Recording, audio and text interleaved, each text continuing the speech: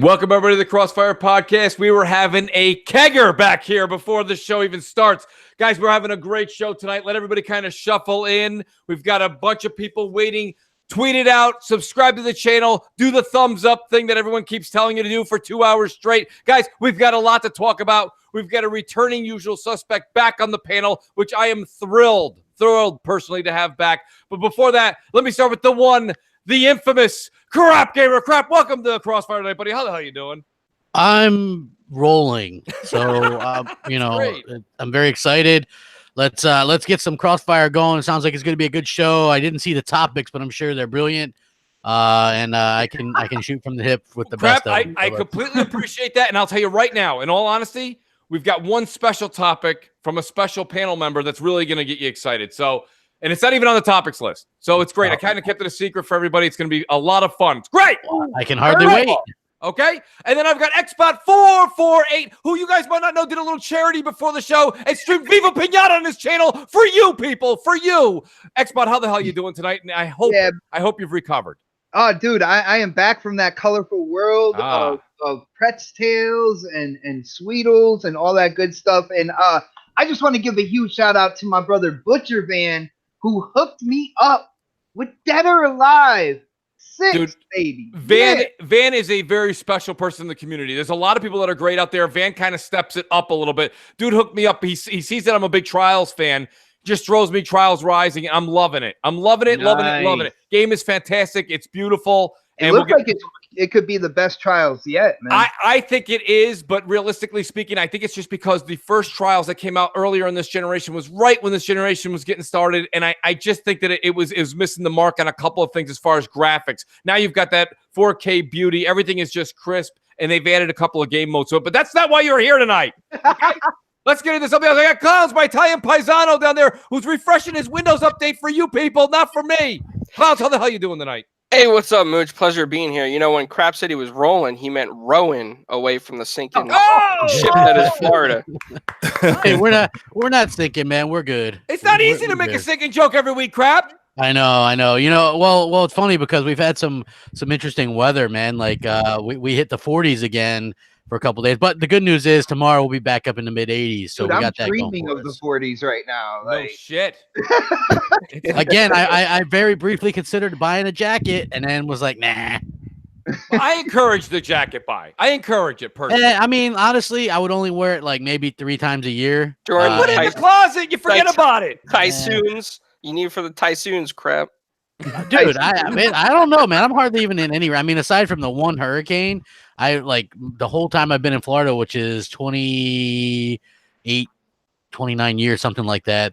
It's been relatively I'll normal. be honest with you. Yeah. If Clowns could deal with the shitty internet, I think Clowns should move to where you are, Crap, because you have a better experience in Florida than Clowns does. Then he'll never get that 5G that he's talking up so much. That's what I'm saying. He's got to do. You got to give up something in life, Crap. Okay, ain't no 5G coming here. I can tell you that. Ain't no 5G. No, it's Both of them got to come up to the tri-state area, man. See? This is what happens on a Friday night. And then we've got a returning usual suspect. It is fantastic to have him back. Alan Walsh, HDR himself. Alan, welcome back to the show, buddy. Very, very sorely missed.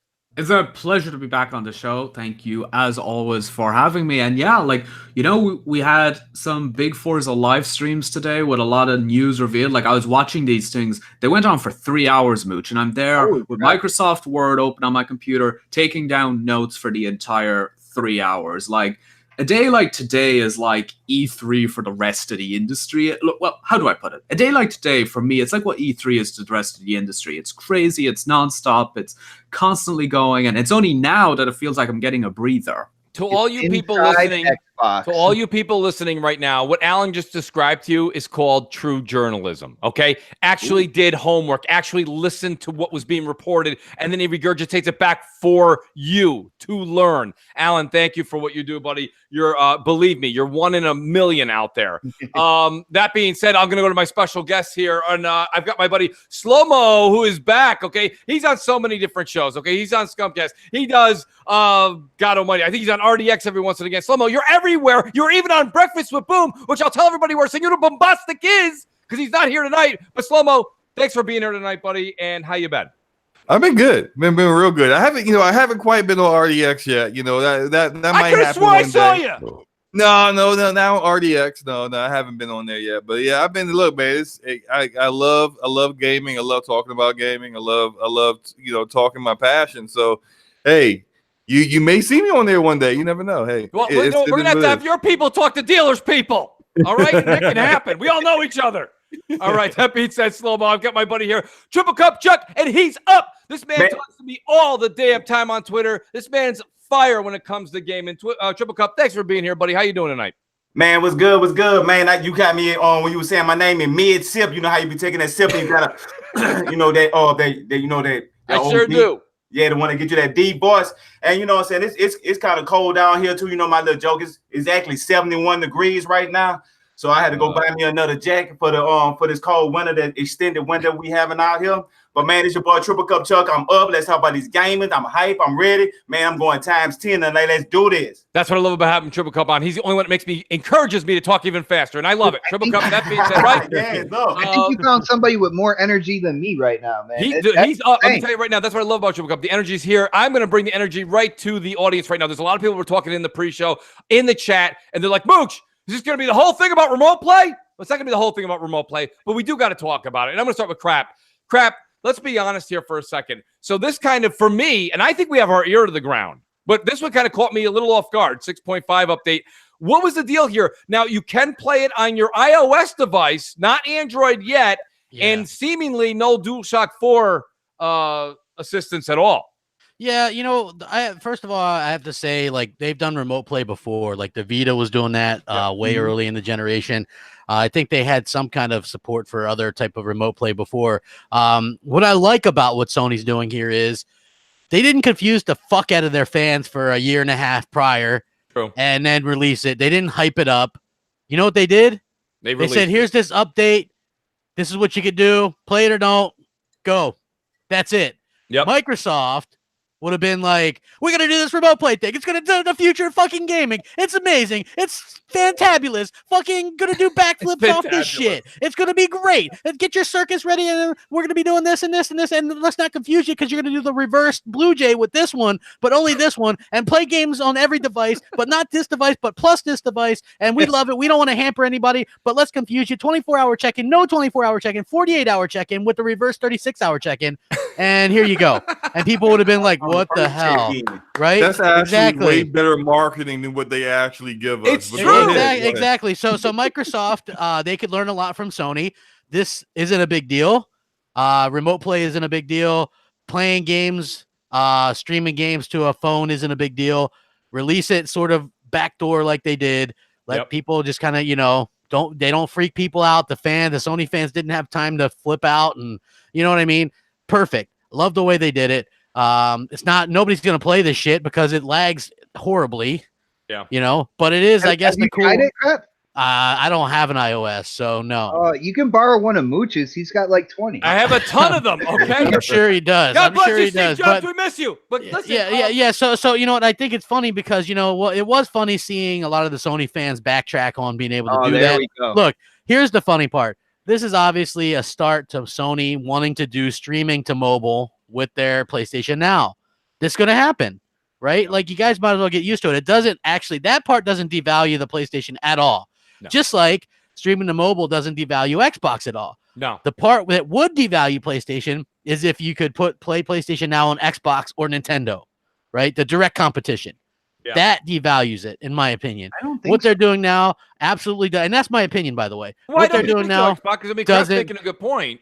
Doesn't change a single thing. So everybody that's upset or thinks one thing or the other, hey, calm down. It's all right. It's remote play. Yes, we've heard the rumors. They're obviously they're working on the back end so that they can get their streaming service up to par. You think they're going to let Microsoft just run unabated with that streaming shit? Hell no. Sony PlayStation is a much broader name than Xbox worldwide.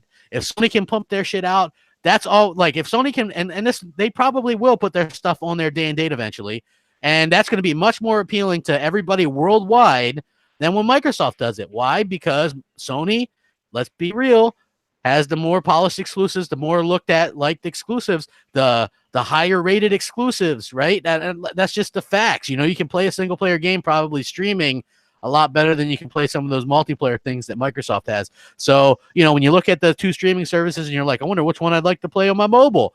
Would I like to play Crackdown 3 and State of Decay 2 and have people piss in my my food and then have to kick them out of town, right? Or am I going to play God of War and Spider-Man, right? It's a fucking easy thing. And Sony, realistically, can take Microsoft's lunch, even though Microsoft's going to have a better service, I believe. It doesn't matter because, again, it comes down to the fucking content that you have, and Microsoft has had shit content. You made a point a second ago, Crap, I got to kind of say and harp on. I mean, realistically, and I was just on the road. You guys know I wasn't able to make Xbox Nation. I was on the road. I did bring my Switch again. Nobody made Xbox Nation. It was fucking me and Foxy and the Don. Hey, brother, I was at work. It still was a good show, though. You still did. It was a good show. It's a good show.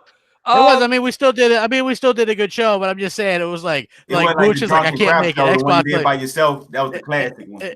Exactly. So I'm getting more used to doing that stuff by myself, right? So, and I did it. Mooch was like, I can't make it, brother. And I was like, okay, but I still had everybody else. And then the day before, Xbox like, man, I can't make it. Got to work. And I was like, all right. And then Salty literally that morning was like, hey, bro, I'm not going to be able to make it. And I was like, holy hell. It sounds like a day off to me, Crap. Sounds like a great day off to me. Yeah, I mean, I wanted to cover some of this stuff though. So, but I mean, realistically speaking, I took the Switch on the road, and did I jam out a little bit? I played a little bit, but and maybe this is a me problem. Probably not much. I didn't. It wasn't much. No, it wasn't. Yeah, because everybody always assumes like I'll bring my 3DS or my Vita with me if I go somewhere, and I'm like, I'll have a little bit to play, and I never end up playing it, or I play it for 5 minutes and that's it. Right? That's why I'm very dubious of this whole play these console quality games you said, though, on your phone. By Sony doing this nonchalantly, it's really just saying, here's an option, enjoy it or don't. And I think that's the point. I mean, Slow-Mo, what do you think about this? Is this something that, like, when you saw it, you were like, I got to get home, pull out my iPad and give it a shot? Well, I mean, I'm a tech guy, so for me, it was like, oh, cool, I can do this on my iPad. Awesome. I mean, look, but I have been doing remote play with PS4 for over a year now. I have a PS TV. I know a lot of people don't know what that is. It's like a small little device. It fits in the palm of your hand. It's basically like a PS Vita, but you can't take it anywhere. Right. I have it in my office at home. And you play with the PS3 controller, right? I think you can. Can you hook up the PS DualShock with that? The 4. You could do the DualShock 4 or 3. It doesn't matter. I just remember they horribly promoted that thing, and they don't allow Netflix on there, which was always weird. Yeah. You can do remote play, but you can't do any of the streaming services like Netflix and stuff. Like they block that out, which is some bull. But whatever. I've been like you mentioned earlier. I did Breakfast with Boom this morning, and as I was doing that, I was playing Uncharted 4 on remote play to my gaming monitor in my office. So, I mean, I've been doing it for a while. Slow-Mo, break it down for people. There's a lot of people asking a lot of questions on Twitter, and they don't know. And I bet you there's people in the chat that are like, all right, so do you have to leave your PS4 on at home? It's essentially your PS4 is still doing everything. It's just streaming through your local network, like your house network. It's never going out to the actual internet. It's staying all intranet and all within your house from your TV, your PS4 to your iPad, your iPhone, whatever iOS device you have, or collecting data right there, man. Say again? It just seems like Sony is collecting data with broadening the whole kind of like remote play to the iOS, eventually Android, using kind of like your Wi-Fi, your internet connection in your house. It seems like they're collecting data to kind of when they try to broaden it out with PlayStation Now in the future. Yeah, I mean, that's definitely a possibility. But I mean, like I actually downloaded the app on my iPad last night, pulled it up. I mean, it doesn't have any controller support right now. That you can't use a DualShock 4 with your iOS device, which to me is a huge L. Like, I'm not playing it on my iPad. If I could do that, I was actually going to go a step further and take one of my old Cisco routers, hook it up, configure it, put in the L2TP VPN, and put that VPN on my iPad, and I would take it to work with me. And then I could play remotely while actually making the iPad and my PS4 think that I'm actually on the same network. Which I technically So wait a would be, minute. but I would be somewhere else. But I've seen people on Twitter showing where they're playing their respected game in their car, nowhere near their home. Well, maybe they've done what I just said. I was thinking about doing, actually setting up a VPN. So you're telling me a VPN, you're getting an IP address that's within your home. Here's the thing. Here's the thing that I read off the thing, because I thought the same thing. You can actually play this wherever you go as long as you have Wi-Fi. That's what I thought. As long as you have Wi-Fi, yeah. why not? Yeah, look, go ahead. It's not supposed to work like that. Straight out the box or straight, like the way they got it set up. It's just within your network. Like if I took my PS TV or if I took my iPad, right, and I went to a relative's house or a friend's house, right, I'm not going to be able to connect to my PS4. And the way it works, your PS4 is on. Like you could turn on your TV, and you can see as you are, kind of like going across the home screen on your iPad, your iPhone, you can see it reflected on your TV with your PS4. It's still on. It needs to be on. You have to have a PS4 to use it. But we pretty much got the same technology as smart glass, huh? Yeah, like on smart glass, it's the same thing exactly. Yeah, but when you're away from the house, you can't turn it on. Yeah, it's the same thing as smart glass with Windows. Yeah, the same thing. And that's why, like I said, like if they had controller support, right now it's just all touch screen, which is awful. Like I would never play a game like that. Can you imagine trying to play God of War with touchscreen controls? Like shoot yourself, like it's not going to happen. They need to have some type of controller support. I know iOS has some other like third-party controllers. They look like Xbox controllers, but you can use them Wi-Fi with an iPhone or iOS device. Maybe they want to start using that or something. They gotta do something, because otherwise it's a waste of damn time to have play PlayStation games touchscreen. I completely agree with that. I'll be honest with you, Slow-Mo. I think the days of the touchscreen only, that'll be limited. I think you'll see the DualShock 4 get its access very, very soon. I think they just wanted to launch this thing and then they'll add that in an update upcoming. Like we said, this isn't really new technology to anybody. It's not, because look, if you read it, they announced Remote Play in 2013. It lets you stream games from a PS4 console to the Vita. Yes. And later in 2016, Remote Play apps for both Windows and Mac. Although Sony has yet to announce the Android version, the existence of an Android version of the app is exclusive to Sony's own Xperia phones. So there's not really any technical barriers there. So Slow-Mo was actually right, because you're not able to pair a DualShock 4 controller with the app. Although some users have reported being able to do that with a workaround. There is a workaround, there is a workaround, and there's some other limitations that you got to be aware of. You need an iPhone 7 or 6th generation iPad or later to use it, and it's only available over Wi-Fi. You can't use Remote Play from another location over a mobile network, apparently. So no, you cannot use a mobile network. You can't have anything like that. Like if you have a whatever it is there, 4G, etc. But yeah, so what the hell is the point? You can play it in your saying. house with some weird control setup, like whoop-de-doo. Yeah, I don't get where we're going with all this stuff. And I mean, I think that's why Sony did it nonchalantly and didn't toot their horn about it. It's really not much. They're testing shit. They're testing it. People are. Well, the comments that I see mostly is maybe they'll do PlayStation Now on this type of thing. Well, and why wouldn't they? Look, like I said, and I know that mostly Xbox fans here, right? But let's be real. Sony has the more recognizable name worldwide. Right. And if Sony were to come out with a service, and here's our PlayStation service, stream it to your phones, that's automatically the bigger hit, in my opinion, than whatever Xbox does, because people look at Xbox as that direct-to-DVD bullshit, and it's going to be that way till they come out with some bangers that people actually wanted. And I know we all smack on Metacritic, but it doesn't matter until Microsoft can prove that they can get some juice out there in a game that's not Forza, a game that's not Halo, a game that's not Gears. Nobody's going to take them seriously in this whole Netflix of games thing that they're trying to achieve. So that's just the fact, folks. I know people are going to hate on that crap said that, but that's just the truth. I'm sorry, 60 Metacritic games aren't going to cut it. True. Those are the What About Bobs of the world. Yes, and while What About Bob was a fun movie to watch, nobody's putting that up for an Academy Award. God of War has collected 500 Game of the Year. People want to play that. If that's on a mobile device, people will play it. Nobody's going to want to play State of Decay 2 on a fucking mobile device. I'm sorry. It's not going to happen. Yeah, It will work better on the phone though. Just think about the stuff that you're doing, and you could kind of like hold your screen, show it from the over the top view, like how they did like the Grand Theft Auto 1 and 2. You know, the what is called the top down or the look down on view. Yeah. We could just look at down on the place, and you could just kind of like maneuver things. You don't have to do full access, but they give you like certain things like on other Grand Theft Auto where you can come in, you could use your phone and stuff like that. I mean, you could train your dog with your phone.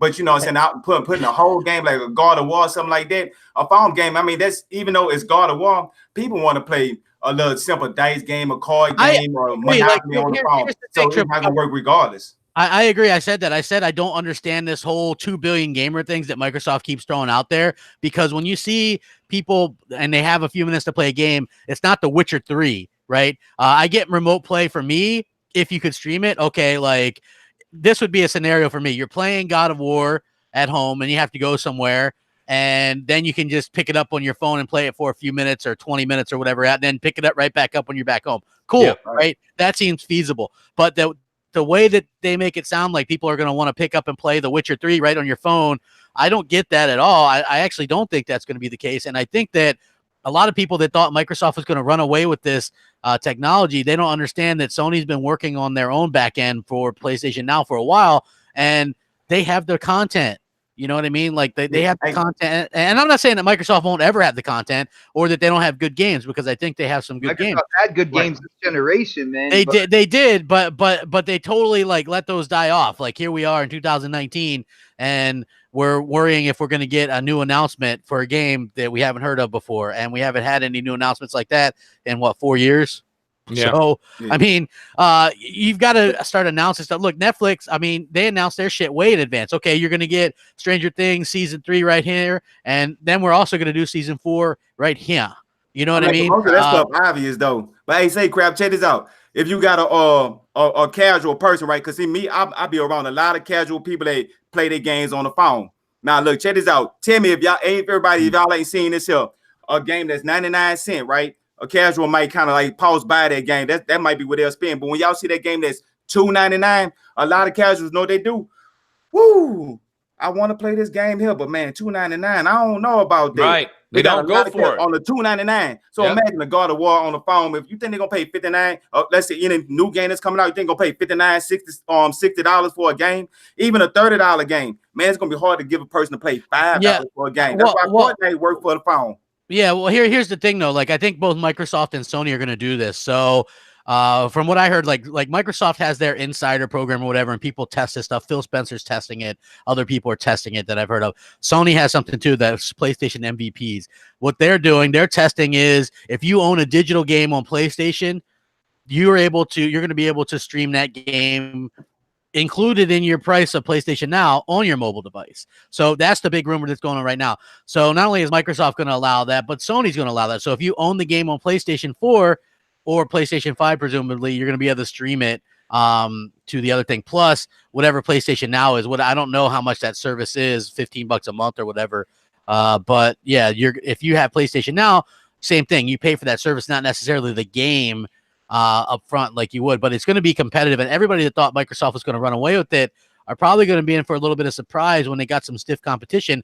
I think Sony's going to have the lackluster service, but they have the games. So I guess we're going to really find out, what really important to the people. Is it the service? Is it like the actual service itself, or a better service or a better console? Because Microsoft, I'm going to be honest, going to have a much better console, going to have a much smoother service in terms of streaming. Sony's going to have the better games out the gate, I'm sure. Which one's going to get in more people's hands? Which one's people going to use? I think it's a little different, crap. And I said this earlier before we knew all this information. I said the thing that's going to be different this time with the x87 architecture, x86 architecture moving forward is that you're going to have a situation where everybody's already bought their PS4 games, right? Or their Xbox One games. And that library is going to move back compat. Or forward compat, we don't know. That's a whole nother conversation. Yeah. But back compat, we know these games you have right now on your console of choice is coming with you. They're coming with you.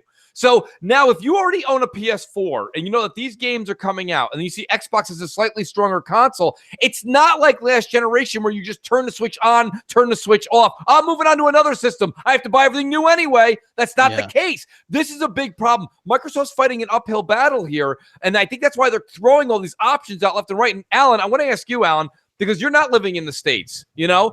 And what is the take when you see something like this? Do you see people playing mobile? We haven't had you on the show in a while, and mobile's been the hot subject, whether it be Switch games or Xbox games going to Switch. I know Alan loves Forza Mobile, right? He can hardly wait. Oh, yes. Yeah. Yeah, honestly, you know, when it comes to mobile games, I'll be honest, I don't really play them that much. And when it comes to streaming console games to other devices, well, you know, I kind of have one scenario for me that's kind of useful where if I'm like, say, in a call on my PC and I want to play an Xbox game, it's easier for me to stream the game to my PC. But like other than that, the idea of, you know, streaming, say, a game like Destiny or Forza to an iPad and using touch controls to play it, like it's kind of one of those things where it's cool to use the first time you do it, and then you never do it again. That's exactly my sentiment. Exactly. You know, that's the way it is. And like, and when it comes to just mobile games in general, like, you know, I've downloaded a couple of them onto my phone, but I usually don't spend more than 5 to 10 minutes on them because they're just loaded with the annoying, grinding, microtransaction-driven mechanics. So it just makes them not fun to play. It's also the lack of not having an actual controller in your hand. I think that we can't stress that enough, right? Yeah, I mean, absolutely. Like, you know, they try to replace it by using your phone as a gyroscope, so you move the phone about in addition to using touch controls, but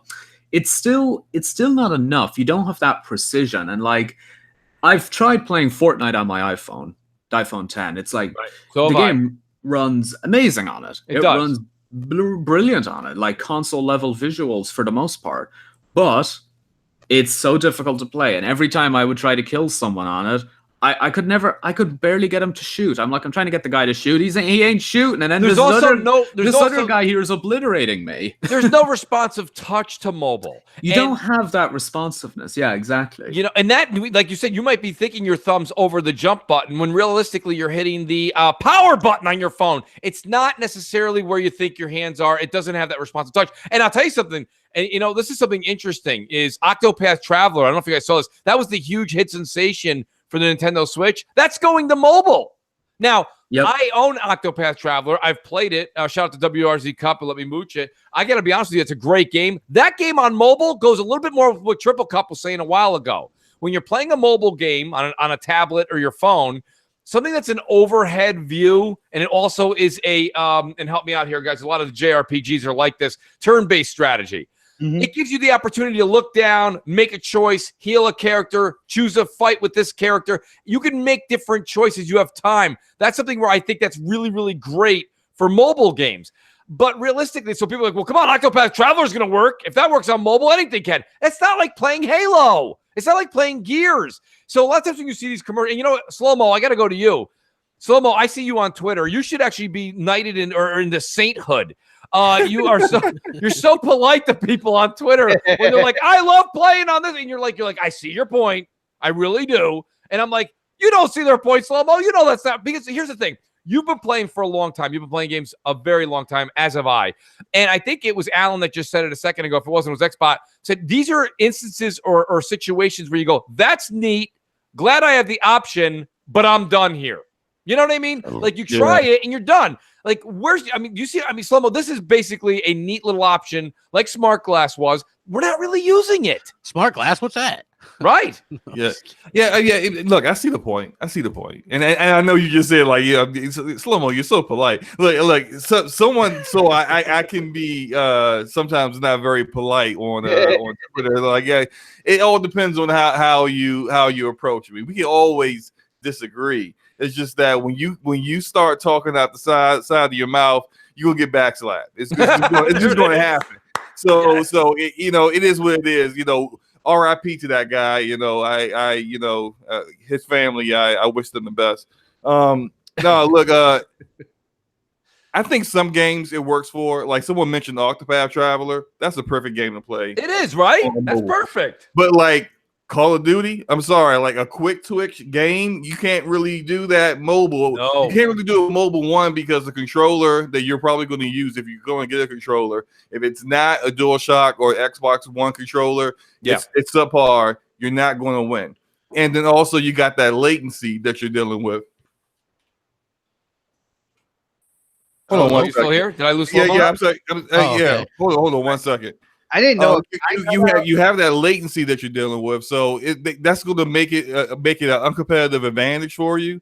So basically, like it's just really not much of a use for it. But then you do have those people who are just straight up hardcore gamers. Yep. They're going to want to play it on the go. You know, like it's part of the reason why the Switch is so. See, I wonder that though, Slow-Mo, because the Switch is a little bit of a different animal, right? It's set up different. It's ergonomically. It's got that feedback with the push button. You've got multiple. You have the Pro controller. You've got the Joy-Cons, which you can either play as attached or you can take them off and put the screen out, and they respond with you just moving them around. There's Nintendo really did their homework with, if we are going to give the gamer the AAA experience on the road, they sat there with a panel of people and said, what do you need? And I guarantee you, when they just blind asked everybody, they said, I need to feel like I'm sitting at home on the couch. How can you make me feel like that kind of comfort when I'm on the road? Because that doesn't work with your phone. The difference is, though, also with the Switch is a lot of that. The Switch games are single player for the most part. I mean, yeah, you have the like the Smash Brothers stuff, but there's no service. You have to be no choice because Nintendo doesn't know how to do an online service. Exactly. You're like, hold on, let me get out my Nintendo, let me get out my phone and hook it all up like a Frankenstein, and then be able to chat. Oh, that's with people. terrible. Yeah, it's awful. Yeah. It's awful. Nobody wants to do that. So realistically, it's this cool little thing where you can play those single player games on the go. Again, pointing to Sony, they have a lot of single player stuff. That's a plus for them, where Microsoft is more or less counting on a lot. And even rumored that Halo Infinite is going to be more of a games as a service type game than anything else. Yeah. Once again, proven that they're going more of the online route, sort of EA. I see Microsoft and EA mirror each other a little bit, right? Like EA kind of cut out the single player only games. And you sort of see Microsoft. I'm not saying they're cutting out single player only, but I wouldn't be surprised if Ninja Theory's game has some kind of multiplayer even. And I've never heard of them doing that, but there's a rumor that they have some kind of multiplayer. That Rare is also working on a second new quote unquote multiplayer game as a service game already.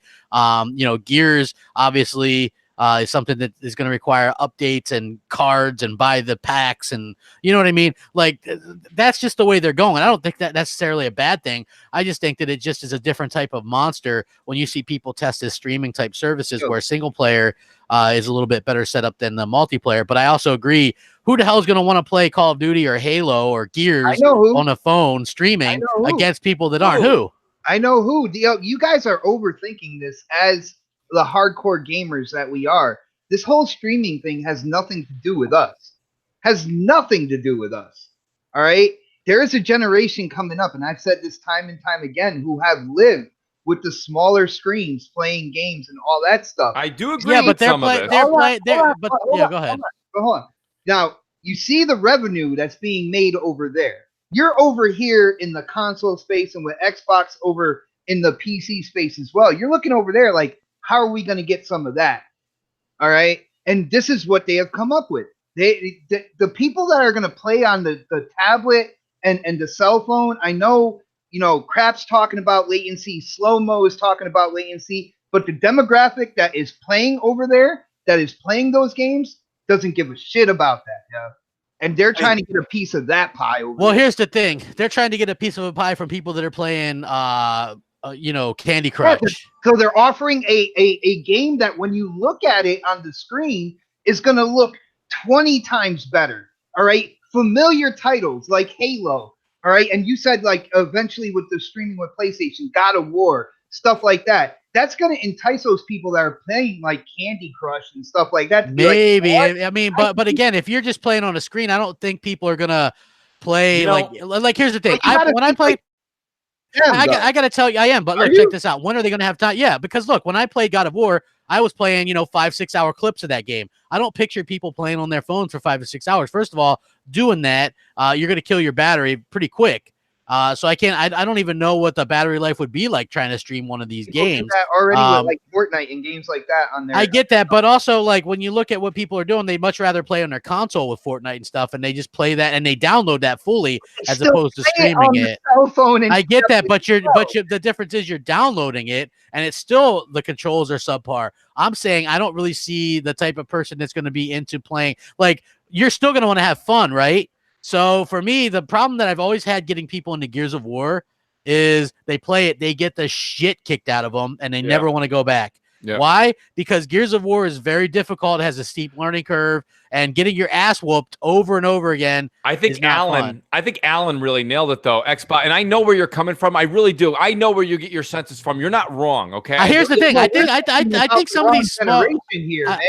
Like, his mic. You're gonna have a console. The hardcore gamer is gonna have a console. The best experience is gonna be to run the game natively on the console. But you look to the side and you see people that are dishing over money to play a subpar Candy Crush or whatever. They're like, yo, we got these crazy first-party titles. If we can entice them to get into a streaming service with these games, we know they're going to like these games better than those, right? Maybe, but would you at least admit that there's a chance that won't be the case? Because a lot of these people, like my mom's one of these people, she sit there playing that little balloon pop game on her iPad or what, you know what I mean? Like she's not going to want to play, like I'm just saying there's millions and millions of these people that aren't going to want to think. I'm telling you, my 15-year-old right now, if he gets that Galaxy Fold from his aunt, he'll be happy to play Game Pass on that thing. All right. I'll let you know right now. He will God bless him. Ecstatic. All right. When he's not here, when he's over at his mom's house or he's over at his grandmother's house where they don't have an Xbox or anything like that, he will pull out that phone and he'll start playing games like that over there. Yeah, the kids, honestly, the kids will do that. They do. Ours do the same thing. Like if they're in a situation where there's no Xbox, PlayStation around, they're going to go and opt for that mobile phone. But I mean, I think you can even use that argument, Xbox, with anybody on this panel. I just said it myself. Like when I was on the road, I pulled out the Switch and I played it. But that, like, typically, if I have the opportunity, I'm going to play Xbox over my Switch if it's the same type of game, right? I'm not going to play Fortnite on my Switch over my Xbox if I'm sitting on the couch. I mean, why would I when I've got the 4K HDR and everything else and, controller that fits in my hand a little bit better? I mean, I'm just saying the options there, but I don't necessarily think that it's weird. We're going to have to see. This is so new, and the young generation's coming up through right now. We don't know because they're using it because that's the only option. When they have options as they get older, you wonder, are they going to pick that over the traditional console? When you start seeing teenagers like my son playing some type of like card game, spending $350 on it. All right, and if you're over at Xbox, PlayStation, and stuff like that, you're looking over at that like, I want him spending money over here.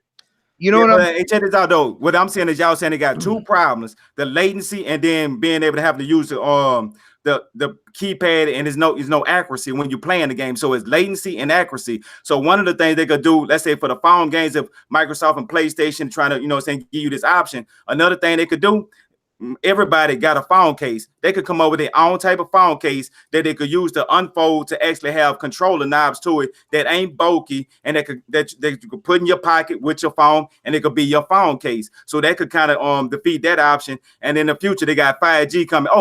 I've been saying this here, but I need to say this here. Look, AT&T, they got this 5G evolution.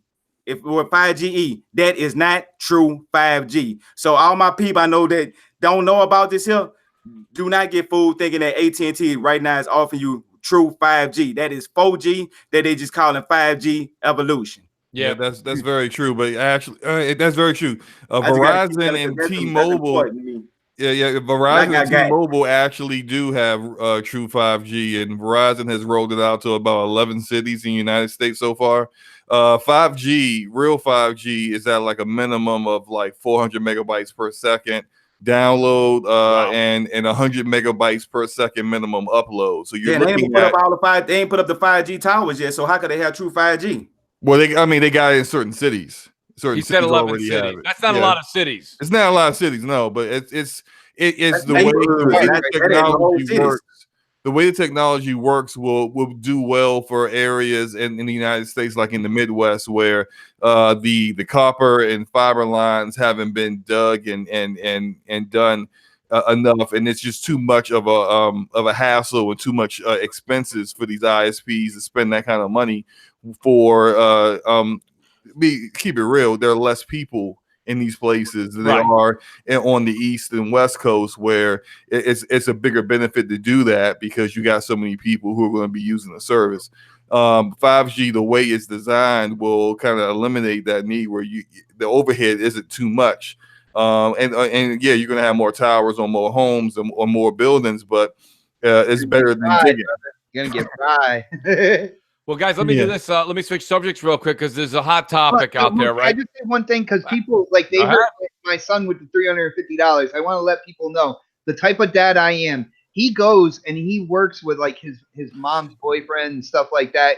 He makes the money himself. So I'm not going to sit there and be like, you can't do this, you can't do that. I'm going to suggest what he should do with his money. So when he does something foolishly and he comes back, he learned his lesson. Xbot, I like where you're going with that. I truly do. And I think that is the right approach. But you let him know he's lucky you're his dad. All right, next, let me tell you this much. All right? I got news for you. But listen, here's the thing, guys. E3, I refuse. This E3 is going to suck ass. It's going to be great. Listen, I don't know about that. here's the thing. Jeez. I don't think, listen, crap. EA, let me just speak for myself, and then I'm really interested. Let's just be honest. They should all just call off E3 till next year when we know we're going to get these new consoles and new games. I agree. Let's be honest, because I know never watched that conference crap. Nobody well, cares about EA EA's suck, but conference. here's the problem. EA doesn't have anything. They're in the Sony situation because everybody's gearing up for the next generation. EA, what do they have? They just released Battlefield. But why would I don't understand why Bethesda and EA have a conference. They shouldn't. Bethesda releases big 5 games a year, but whatever. their big games are shown on Microsoft and Sony stage. So it's redundant. Sony doesn't have a stage. But I'm saying every year. And Microsoft usually only shows off. Bethesda. I don't know. Bethesda. Whatever game Bethesda and they EA do show, one of the companies shows it on their stage. They do, but not this year. But not this year. You know what I mean? Not this year. You know, listen, to me, it's redundant. And the reason they had Andrea Renee and a bunch of other people doing the EA conference the past couple of years is because they had to put a big name up there because nobody would give a shit. Like, it was so boring to watch. Xbot, is that your headset again? No, I'm hearing an echo. You guys hear an echo? It's not an echo. It sounds like somebody's mic is taking a shit. Yeah, that's not me. I got a brand new headset, man. All right, well, look, dude, here's the thing. I'm just saying E3 is gonna suck because it's more than about just Xbox, y'all. If you're a fucking gamer, then you're excited about. I was excited about seeing Sony shows. I was excited about seeing what EA had to show, right? Exactly.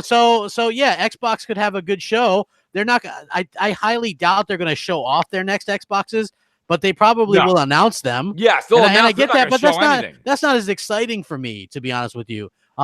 Seeing Halo Infinite, seeing them talk about PC and streaming, that shit's not exciing for me. I'm sorry. That's E3 for Microsoft for the rest of your life, crap. Exactly. So exactly. Like, you know what I mean? I just think that for me personally, I always look forward to what they're all going to bring. Now, Sony's show stunk last year, and so did EA's. But, you know, you always have hope that they could bring something else out because we are close to the next generation. And I would like to see some of what these people are working for. So I personally think that this E3 is kind of going to be lame because we're so used to having, Microsoft's doing this, and then Sony's going to do it the next night, and it's going to be a big to-do. And now that's one less thing. Like, I look forward to, I know this sounds stupid, but Mooch, we podcast fucking 20 hours over E3. Yeah. Right. Yeah. I love doing that. It's like that's when you're a podcaster, you live for that shit. Yeah, right. You feel alive. You're talking. It will not feel like the same show without Sony there. It just won't. I mean, that I agree. But I know EA as well. I mean, like I can understand because they're a publisher and they don't have any games and they're getting destroyed right now anyway. To be honest with you. So yeah. Hey, go ahead, Xbox. Yeah, my bad. Like I agree with crap. Like my whole thing when Sony said that they're going to skip E3, I'm like, yo, this is like the Super Bowl of video games. Yo, you have Bethesda there, you have EA there, you have, Sony, you have Nintendo in their little treehouse, whatever that is. You have Xbox. It's a place to see everything. All right, get your hands on everything. It is a true gamer's experience. And the more and more you hear, well, this company's dropping off, and then this company's dropping out. I know EA is going to be there, but not having that conference and letting people know what's coming on down the line, it's majorly disappointing, to the point where Snaps is like, well, are we going to go to E3 this year? Because I guess her job is going to send her over to Cali around that same point in time. And I'm looking at it, I was like, I want the true experience. Like, I'll gear up to go next year when I think Sony is going to be there, when I think EA is going to be there right along. Sony 100% will be there. Yes. Next like, year. That's 100%. the experience I want. I'm not like. See, exactly. Well, that's what I'm saying. You know, so EA's not dead. EA's look at that. Crap Gamer's Gamer's not the only one here, right? Xbox the same way. See, it's not a negative thing. It's just how you look at it. It's not going to be the same without every company there, and I think that sucks. I'm not saying that Xbox is going to have a bad E3, because I think that people. I mean, all eyes are going to be on them. It's really going to be their time to shine. I hope that they do things right for the console gamers for a change, because, like I said, it does seem like they do a lot of, xCloud and, PC announcements, even to Inside Xbox, right? It's called Inside Xbox, and they're going to talk about Age of Empires and the Master Chief Collection, likely going to PC. Those aren't exactly great announcements to me. Maybe I'm crazy, but well, no, I mean, it's not. They're not good announcements, but I mean, and what makes it worse is the people that are going to be announcing that shit, right? Hey, let's all gear up for another Major Nelson hoo-ha. Yeah, what I mean? Let's go. Maybe they'll do another State of Decay 2 Danger Room. Somebody said they might actually do that. Let's hope not. Dude, if they do that, I will tear them apart. I am going to nonstop harass and make fun of that shit, because that was horrible. That was probably the worst thing I've ever seen Microsoft do ever. No, and they did a Connect show where they had this little kid on the stage talking about, hey, Skittles. So yeah, I definitely know Microsoft has done a lot of stupid things. They had Usher up there, for Christ's sake. Come on, let's do something for the hardcore console gamers, right? Okay, I gotta disagree. Usher, Go ahead, I have to disagree. This is I understand you guys' point, but no, hell no. I'm sorry. EA's press conference last year was trash. It was gutter trash. Yes. It was so much trash that New York rats wouldn't eat it. That's how bad it was. Hey, New York, leave it outside of it. But you can always do better. It was awful, and they should have just not done it. If you don't have anything to show, do not show up. Don't show up. Show up when you actually have something to show me. Then I'll get excited, because I know, you showed up this year. That means you might actually have some games to show, and not Command and Conquer, the mobile game. I know, Vince, right now, so a different toggle. Go ahead. No, Slow-mo, I want to tell you this. Vince Zampella right now is a big hero because of Apex Legends. But when he was actually being interviewed by Andrew Renee, he looked ridiculous. Like he's like, hi. They're like, do you have a game to show us, Vince? It was so awkward. He's just sitting there in the audience like, oh my God, why are we talking about this? I don't even have anything to show. We don't even have a title. He barely knew the title. It's just like, what is this? Why would you want that again? Why would anyone want that? I understand, as podcasters, we love to have something to talk about. Absolutely. And I would love to do the another river dance on EA's horrible press conference this year. But as a company, they shouldn't do it. Hey, let me tell you why though, Slow-mo. Hey, Slow-mo, look, I'm an EA fan, so let me explain this to you. I get what you're saying. I mean, a lot of people, they really do not like EA. You know what I'm saying? They're the worst company that you ever seen. But for a person like me, I'm a dude, bro. I love it. You know what I'm saying? That's just me, the type of person that I am. I like other stuff too, but this is a part of me. And I embellish it, as in EA, when they come out there, know what I want to see? I really don't care about Star Wars that much. I like to see it. I like to be involved in it, but that's not my main focus. My main focus, when I look at EA, I want to see Madden, NBA Live, and then you even got FIBA. When you see these competitive games, I want to see the stuff that, and people always say that,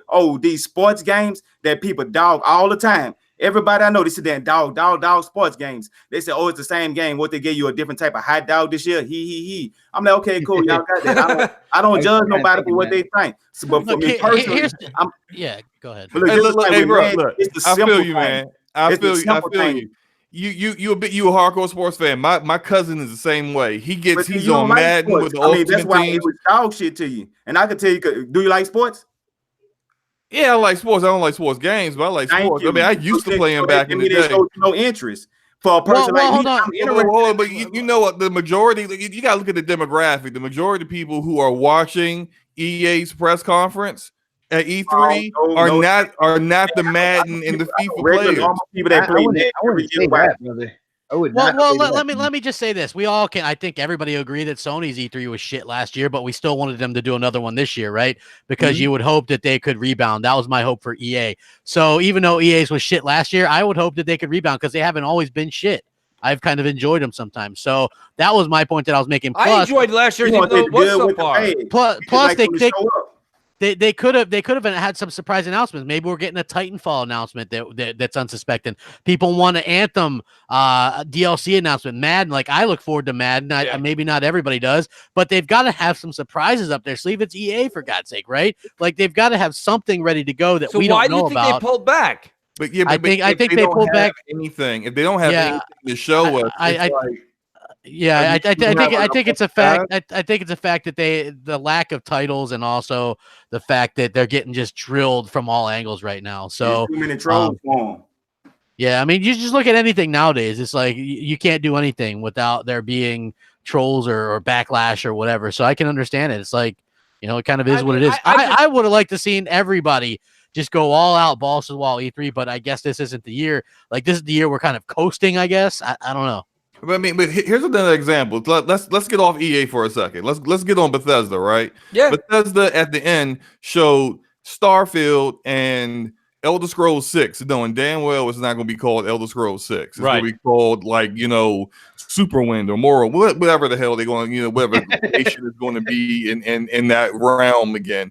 But they didn't have anything to actually show us. They just showed the screenshot, little JPEG graphics. Ooh. That's it, because they don't actually have anything that's up to the point of a vertical slice to actually show us. If Bethesda should, in my opinion, they shouldn't have been there either, because all they did was show Fallout 76 and joke about how their games was buggy and showed us they had a band up there for like 10 minutes playing. Like that. The big companies don't. Nintendo, PlayStation, Xbox don't have that excuse. Matter of fact, Activision don't have that excuse. EA don't have that excuse. I mean, because they got annual games that come out every year. Call of Duty come out every year. See, that's a difference. They automatically going to have a set scheduled games. See, I'm a fan of. I don't like to show games 2 and 3 years. I got ADD. My attention span is shit. I'm here and I'm here instantly, like Flash. You know what I'm saying? I'm in the Speed Force here and I'm there at the exact same time. So I'm like, okay, show me something I'm finna buy right here, right now. So when they did the game Apex and they just dropped it, be like, bam, here y'all go take it. I said, oh, let me play this here. Or when they did that fast advertisement for what it was, Fallout 76 when they first dropped, they said Fallout 76 come out this year here. Boom, man, you go get it. I like stuff like that. I don't want to hear stuff 3 and 4 years. I'll be hyped for the game, then I'll be like, man, I'm tired of this game now. And I ain't even played this game. There is something to that Triple Cup. And I'll be honest with you, see Apex drops and it's a sensation. I think you're gonna see things. And I know Fallout 76 went through it's bad. It had a bad run, man. It's probably still having a bad run because of all the bad press. But I like how they just came out and dropped it and they said, this is what we're doing. Other companies just have a hard time with that, and they kind of drown us out for a year and a half. Well, you know what? Bethesda does happen to always announce a game and then release it that same year as well. Like, well, they didn't do that with Rage 2 now. Like, Rage is going to be coming out, this year? But it's a year later. Yeah, I wouldn't be surprised if they had something to announce this E3 and then still kind of released it. I like how they kind of do that. So there's always that surprise factor. Ubisoft does that too. I got a feeling we're going to hear a Splinter Cell announcement finally this year. What really kind of boggles my mind here, and Triple Cup, I hear what you're saying as an EA fan. Like, EA always has annual games. Whether it's FIFA, Madden, NBA Live, they always have something that's coming out after Dragon Age. They got a game every year. Yo, let me help you out, brother. Yeah, I can hardly wait to see the 2 changes they made to Madden this year, though. But see, for you, I understand that. But if you look at it, Madden is still one of the top-selling games out there. Has one of the largest. I buy that shit every year. Just you know what I'm saying? What else are you gonna buy? That's the problem with lack of competition. I would like for there to be another. And you look at Anthem. If they show more of their kind of like the content that's coming on down the line, they have stuff to show. So why are they dropping out of E3? That's what I'm saying. I don't necessarily think they don't have any games. EA's too big of a company not to have something they up have their sleeve. annual games, man, and they have a game that they're supposed to like continue to support for Xbot, I'll be honest with you. Crap kind of said it earlier. I'll agree with this. They're getting such bad press. Right now, the best thing for them is to lay low, get the hell out of the press. No matter what they do up there, really the gaming media is going to tear them apart. I'll tell you, a lot of people say this on Twitter. They're like, how come everybody's so negative all the time? It was negativity, and they come after like podcasters. Don't look at us. We're the ones paying for the games. Look at the gaming media. The gaming media tears EA apart before a game even comes out. Yeah. Is Anthem going to be any good, or are we up for microtransactions? Let's talk about it. Well, look at this, Mooch. Here's the thing, and I said this before. The generation started like that. Go back to Doom, which we all know Doom was a surprise hit, right? From Bethesda. Yeah, you loved it. You were like, holy crap. it. It is like that game. I couldn't tell you what the hell the story's about, but the gameplay is slick as shit. Exactly. It doesn't matter because the gameplay is some of the best. Right. 60 frames per amazing, right? Looks great, plays great. Yes.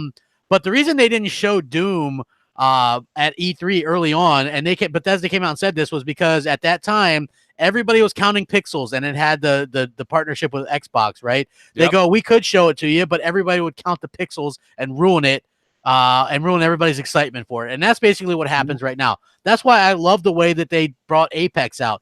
Brilliant move, very smart. EA also did that. What they do with that Yarny game with that little yarn thing? Yeah, right. Yeah. They announced that stealth released that same day. Unravel too. Yeah, right. I kind of like those little things where they're like, and you can do this right now. You know what I mean? Like that's kind of cool to me. So I do miss that. We're getting that's less possible surprises, and I think that does kind of suck a little bit. As I kind of like Anthem, I would have loved to see maybe where that's going to go. Any kind of updates? Are they going to fix that? Anthem's going to be great with time. It just needs some time. You can see when it came out, they even said they kind of leaked. It just wasn't ready to release yet. And I'm not being negative on it because I got to be honest with you. Every time I pick up the controller, I know people get tired of the hashtag fun thing, but it's really a good time to play the game.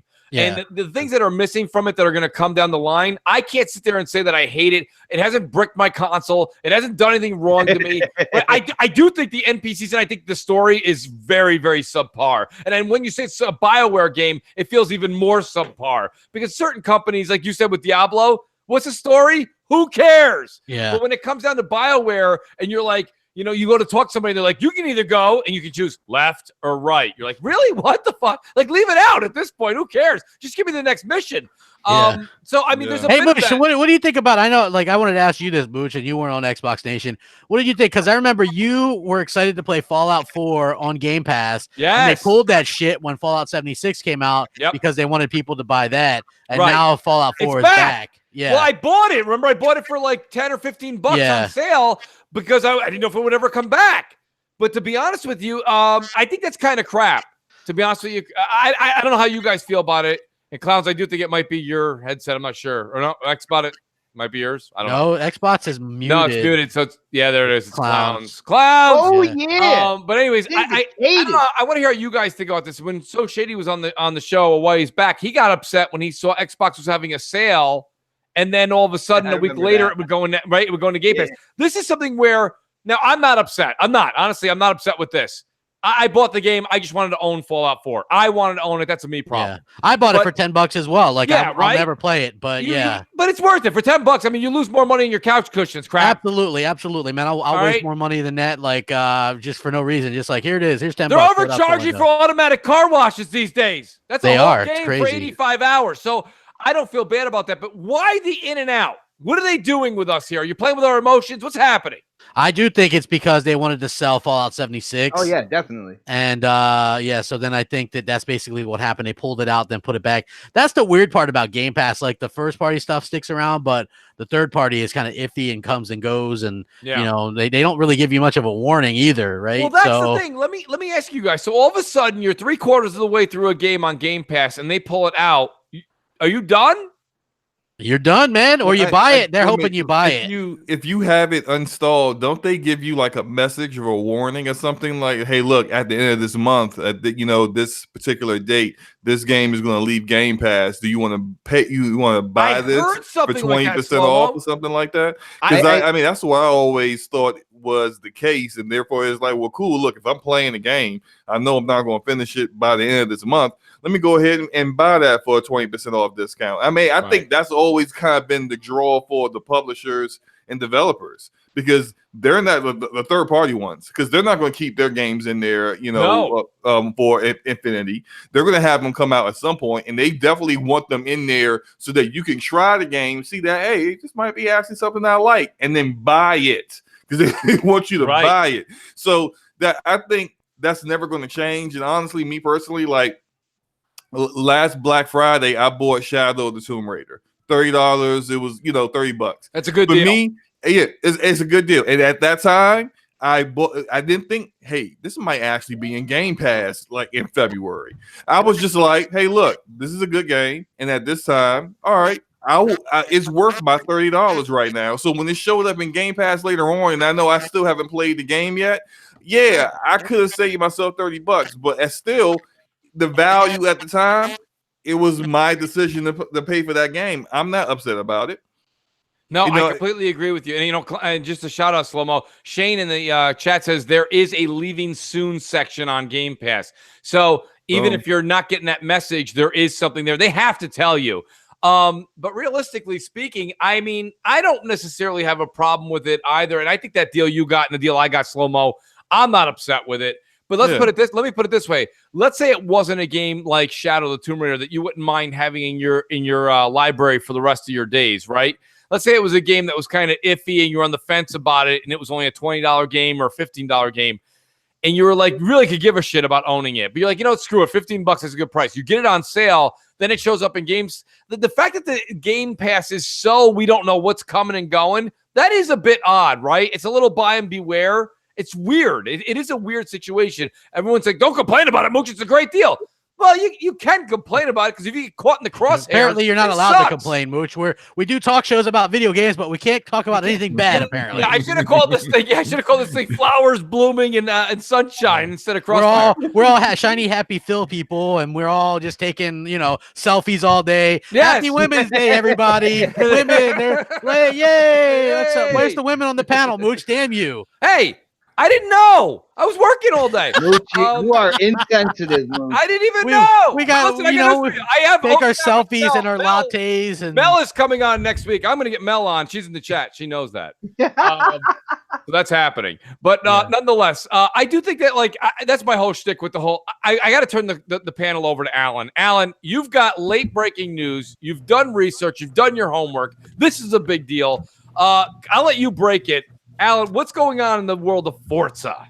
Yeah, so as I was saying at the beginning of the show, we had 3 hours of Forza live streams, and I was taking notes through the whole thing, and honestly, oh my god, I'm so tired right now, but there's some great news, and I had to come on the show to talk about it.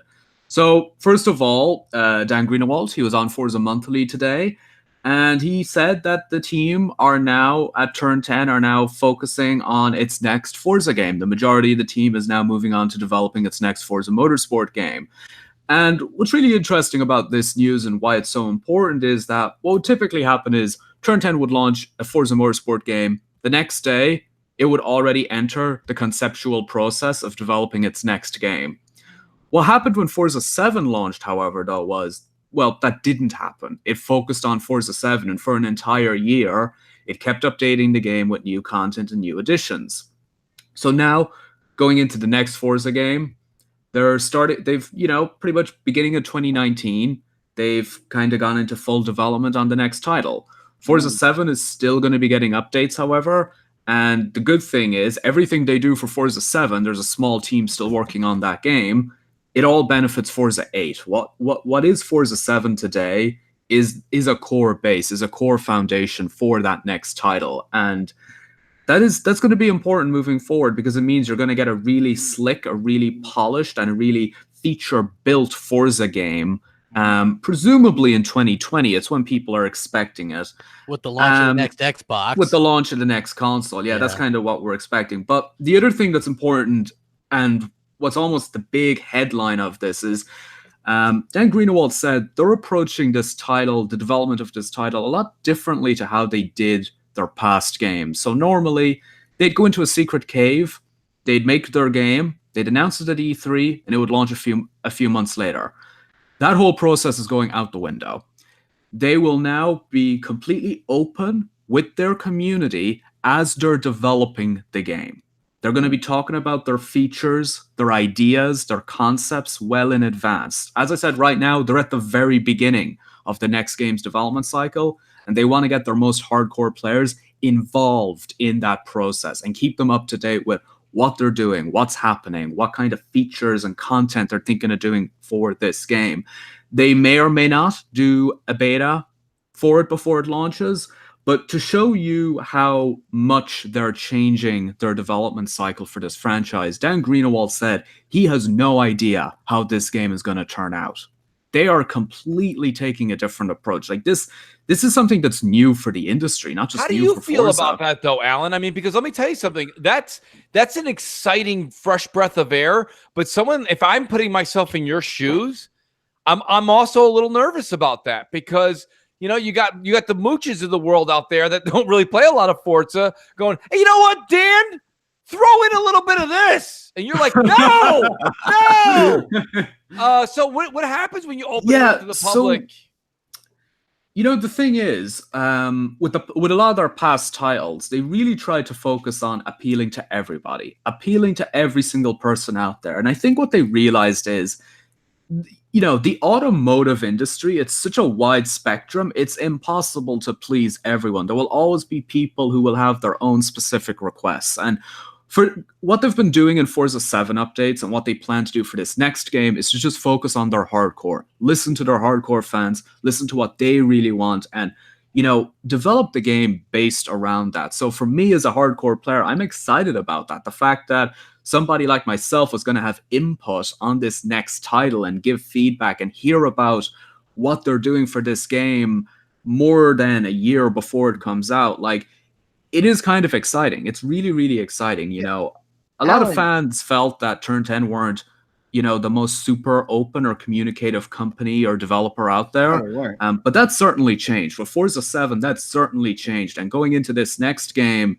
they're ramping it up to a whole new level. Like, they actually opened for the first time today a public Forza Discord channel that anyone can join, and that's where they're going to be sharing a lot of updates for their next game, and that's where you're going to be able to give them feedback, ideas, and suggestions that you want in the next Forza game. So, yeah, next Forza game, it's official. So, Alan, what do you think is the year we can expect it?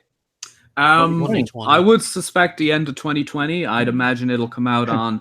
It'll launch alongside the next Xbox consoles. It'll launch on Windows 10, and I'd imagine it'll also launch on Xbox One X. But I don't know.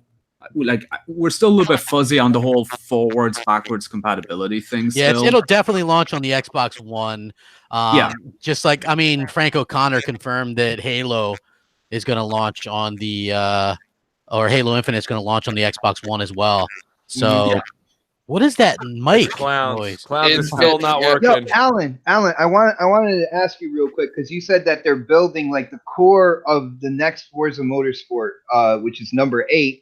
The core of it is going to be like Motorsport 7. Now, Alan, you follow Forza even more than I do. Isn't that what they normally do though when it comes to their cycle? Now, opening it up to the public and kind of being transparent with the features and their ideas, that's something totally new. But when it comes to like graphically and when it comes to like, the gameplay and everything, don't they build off the previous installment anyway, which will help support that kind of like that kind of like development cycle? They do, but what you probably notice is, let's say drifting. The drift mode that they introduced way back in Forza Motorsport 4, or like, those early 360 games. Same mode in Forza 5, same mode in Forza 6, same mode in Forza 7 out launch. Not touched, the exact same mode in each game. For Forza 7, they went and completely rebuilt the drift feature after its release. Last August, they introduced a brand new drift mode, and it is miles better than the one we had.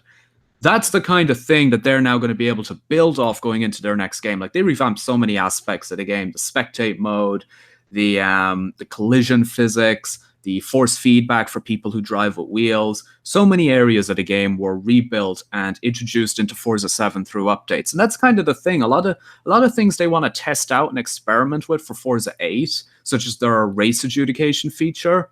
They can test that in Forza 7, which is really neat. I just want to read what Dan Greenewald said, because I think it's really interesting. He said in the past, their concept phases would be kind of subterranean. We'd do it ourselves, we'd work with our development partners, and we'd bounce our concepts off ourselves. But we're going to be doing it differently this time. We want to do it in public. We want to do it with our fans. Does that mean early rollouts? I don't know. And that's what it really comes down to. I don't know. And he went on to say that the big news is the team are transitioning its weight. It's moving on to the new project it's working on, and it's doing it in a new way. They're going to listen to the team. They're going to listen to players. They want players to get involved with them on Discord, on social media, online.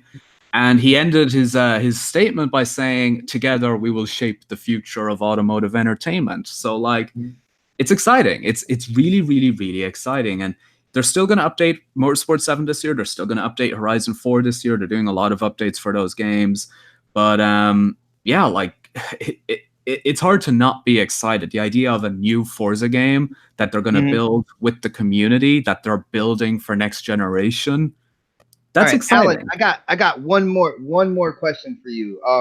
Because it is almost become taboo under the Xbox umbrella to kind of talk about things early, to be open like that when it comes to development.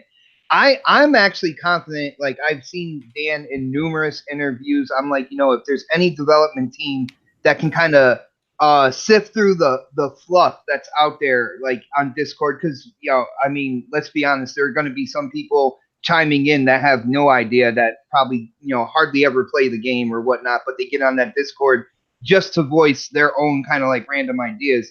Are you confident that this team will sift through kind of like the garbage and really grab like the heart, the really good kind of like ideas, opinions, and put them? That's a good question, Xbot. I think they will, because they already know who their hardcore players are. They've already had hardcore players such as myself at their studio. Like, I was there last March and they showed us early stuff for Motorsport 7. So yeah, they know they're hardcore players. And like, if there's people in that Discord requesting a feature and it's like they know it doesn't suit a motorsport game, they're not going to put it in there. Like, at the end of the day, they knew that trying to appeal to every single person on the planet, it didn't always exactly work. And now that they don't have this super strict 2-year development cycle that they have to always abide to, and now that they have kind of, I guess, a lot more freedom, you could say, they can just really focus on their hardcore players and deliver a game that they know is going to make them really happy. Happens though, Alan? What happens right now when I'm seeing this, and I'm feeling as enthusiastic as you are, but there's a little bit of me right now that's saying, you know what? This is them ramping up to make Forza a massive games as a service, even more than it already is. What do you think about that? And how does you have to speak to this? I can't. I think that's set in stone, brother. Right. Exactly. Is a hardcore a Forza fan going to be welcoming with open arms? Or are they going to really like kind of fight this? If it means more multiplayer, like if it means a better multiplayer experience, then I think they're going to be pretty open to it. Like, one feature that Forza fans are constantly requesting are the ability to kind of host custom public servers that people can find, like when they go into the lobbies menu, that they can easily find and join. That was a feature that existed in Forza Motorsport 4 on the 360. Not a single Forza title on Xbox One or PC had that ability. So they want to see more multiplayer stuff like that. But I think when it comes to like games as a service and whatnot, I don't think you're going to be seeing anything related to microtransactions or loot boxes. They're kind of done with that. That's behind them. I agree. And that wasn't really the concern. The concern was more along the less of the Forza fan getting on, doing his races, making that upgrade. And now it's going to be kind of like where you're forced to kind of be with a bunch of people when maybe that wasn't the style game. Are they still going to offer that dedicated single player game, you think, to the hardcore? Oh yeah, absolutely. They know they have a huge campaign fan base, like a huge amount of players who just play career mode and just race single player. I mostly do single player myself, to be honest. I usually only hop online when I'm doing it with friends. And the reason I asked that though, Alan, is you have Crap here, and he'll be the first to tell you that years ago you never would have thought that Call of Duty would have left their campaign. Would have left their campaign, folks. Right. Yeah. The reason that you wouldn't see Forza do it is because it's like, for them to take away campaign, like it's not a huge ridiculous investment. It's not a super cinematic experience. It's just curating events. That's what single player is in a racing game. It's just curating events. This is what the track will be, this is what the cars will be, this is what the difficulty will be like. It's not a huge undertaking. Alan, right there, like when it comes to single player, and I might be in the minority here, but when I picture motorsport single player, I think of a rookie racer just starting out.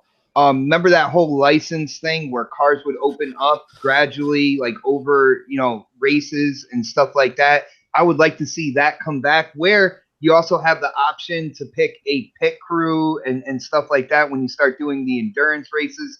If they're going to go, motorsport simulation, I want them to do that crazy style where you get to pick your crew, you have to earn your licenses, and you have to make it to the top of the heat, man. That's what I want to see in the single player again, Well, yeah, like qualifying and live pit crews is something people really want to see. Like at the moment in Forza 7, if you drive into the pits, there's no animated pit crew that runs out to your car. You just kind of get a little UI prompt on screen. Right. And that's it. The car literally drives in and drives out again. And it's quite bare bones. And for a game that really focuses on, realism and being like visually stunning, not having that actual pit crew is a bit weird. Like there was a video someone posted onto it on YouTube.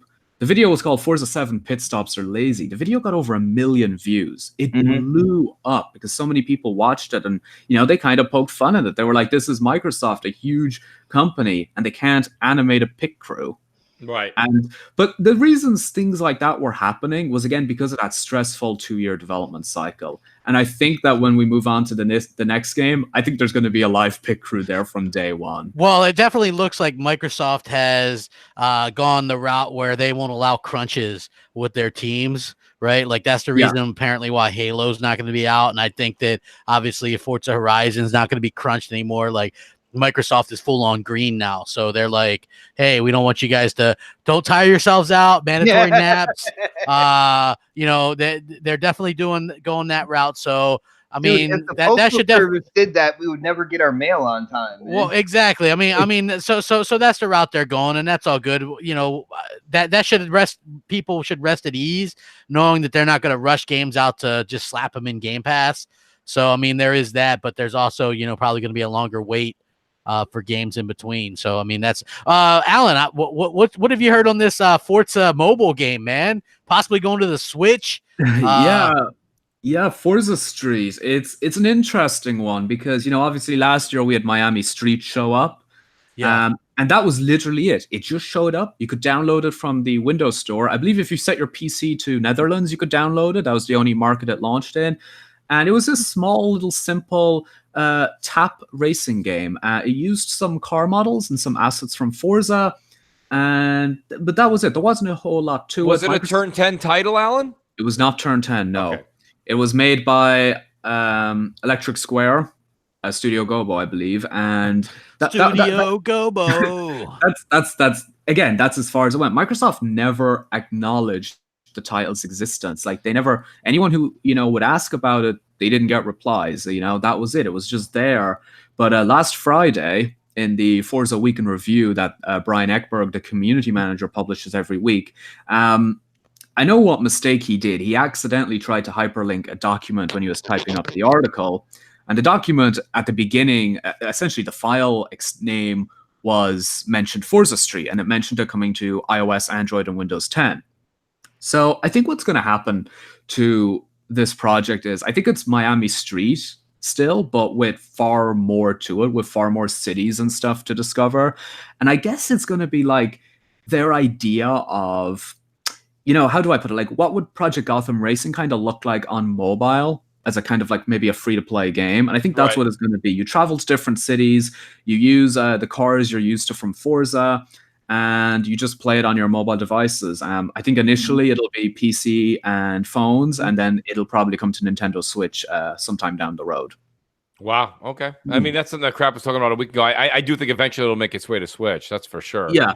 By the way, I'm not expecting them to make a massive push for this.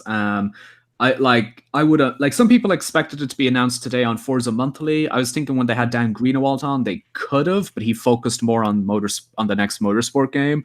So as for when we'll see this title show up, I'm not too sure. I doubt it's that far away though. I'd imagine probably within the next couple of months it'll be announced, released. It won't have, I don't think they'll make a huge deal out of it though.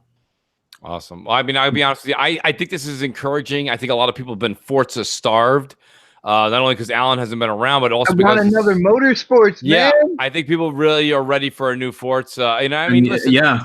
No, I'm not a big Forza fan, but realistically, I think that I like that they're taking the extra year, Alan, to make this change and change the game. It's something for someone like myself who's not a Forza fan to be intrigued about it. Whereas if it was just going to be Forza Motorsport 8 and it's basically the same as last one, but with more suits and more outfits and a track in Belgium, to me, it doesn't matter. You know what I mean? And for me, it's just going in a circle. But if they can change it to where the community has made it better, maybe I can't contribute, but I'll certainly look forward to playing it. You know what? Yeah. The problem that worries me about listening to fans, quote unquote, is fans are all over the place, and most of them have stupid ideas. Let's just be honest. I would much rather have a crew just go, okay, well, this is what we're gonna do. What do you guys think about, something like that? Because next thing you know, I don't know, it's just gonna be a huge mess. I just picture a really, really bad mess. No, I agree with you. That would be my concern too. Here we are at the 8:30 mark, guys, and I do have to get to this. This is big, and I hope Slow-Mo's ready for it because I'm going to channel in Division Agent Slow-Mo. Please report to Crossfire. Listen, here's my whole thing. I am very excited for Division 2, but here's the thing. I'm a little confused on my own excitement. Am I excited because Division 2 is going to be that great, Slow-Mo? Or am I excited that Division 2 is coming out because Anthem kind of was not a letdown, by no means, but Anthem wasn't what I thought it was going to be. What do you think? Do you think people are kind of hopping? You see it, and I'm one of them, Slow-Mo. Well, hold on, Slow-Mo. All you guys that are big Division fans, you guys have to see people that were like Mooch, that were not a big fan of Division 1, and we're coming around to Division 2 because it looks like they added so much to it. But are we really just trying to get into a new MMO? Because, and it's earmuffs for me and Luca, but like Destiny 2 is kind of, I think even with their new content, has gotten a little bit, stale right now. Anthem didn't do what we wanted it to do. Division 2 seems to be, you're up next. So what do you think, Slow-Mo? Is this, what is this a case of? It's a case of a little bit of both. I'll definitely say that. Like Anthem disappointing a lot of gamers is a part of it. Destiny's kind of being in a little bit of a lull is a part of it. But a good portion of it is the fact that Massive Entertainment, the developer for the Division 2, and Ubisoft have so far delivered. And the game's not out yet. It comes out, Tuesday for people who got the gold or ultimate editions, Friday for everyone else. But everything that people complained about in the first game, they listened and they have added or made changes. And it may not all work out. Probably won't all work out. But so far, everything that people have had concern with, they've addressed. The time to kill. Everyone's saying they're, all the enemies are bullet sponges. Addressed. Time to kill is a lot lower. You're going to have, although this is a looter shooter and there are levels, just use your brain. If you're a level 5 trying to kill a level 15 dude, you're going to be using up a whole lot of magazines and he's not going to be dying and he's going to clip you with a bullet and you're going to fall out. It's just, it is what it is. This is the kind of game you're playing. That is what it is. But at the same time, like I'll use the example for this. Everyone talked about how in the first game there was nothing to do once you finish the game. All you had was Dark Zone and that's it. And then of course, after a year, they added the survival mode. They added the underground, last stand, 4v4, all this additional stuff that was great. But people would have wanted that at launch. Well, now in Division 2, you're getting that stuff at launch. The end game for the Division 2. Once you hit level, once you beat the game, you hit and you've completed the main campaign, you hit level 30. Yeah. The end game has more content than some of these games full campaigns, period. I mean, I'm talking about they have this thing now where like you may recall or may have heard in the military when they were going after certain targets, they would have like they'll take playing cards and they will assign a target to one of those 52 playing cards. They're doing the same thing in this game. Once you get to end game, 52 bosses that you're hunting all throughout DC. That's exactly my point, Slow-Mo. Is like when I saw that, that's when I became a believer. The minute that I saw that the end game, not just the end game, what they have planned for you, like literally the boss fights. I mean, after the fact, the enemies change, right? There's a different like infrastructure that comes in, right? Yeah, and there's a whole new set of bosses. I'm sitting there and I'm like, wait a minute, this doesn't have 40 hours. This has got 80 plus hours. I mean, this is a big deal. It's a huge deal. It's so much content. And it's starting out with a 4v4 mode, a control mode for those, and of course a normalized dark zone, so that you know if you don't have the time to min-max your build the way some of these other hardcore Division veterans do, then you have a dark zone where it feels a little bit fairer for you. They've thought of everything. They're going to have an 8-player raid. Hey, Slow-Mo, instead of how you were saying about one thing is that when they do need to correct it, you know how if a person like you fighting an enemy that's a level 15 and you like a level 5, you know how you're saying about like the Buddy Sponge syndrome that is inevitable right now. But at the same time, I think they should have just made it well.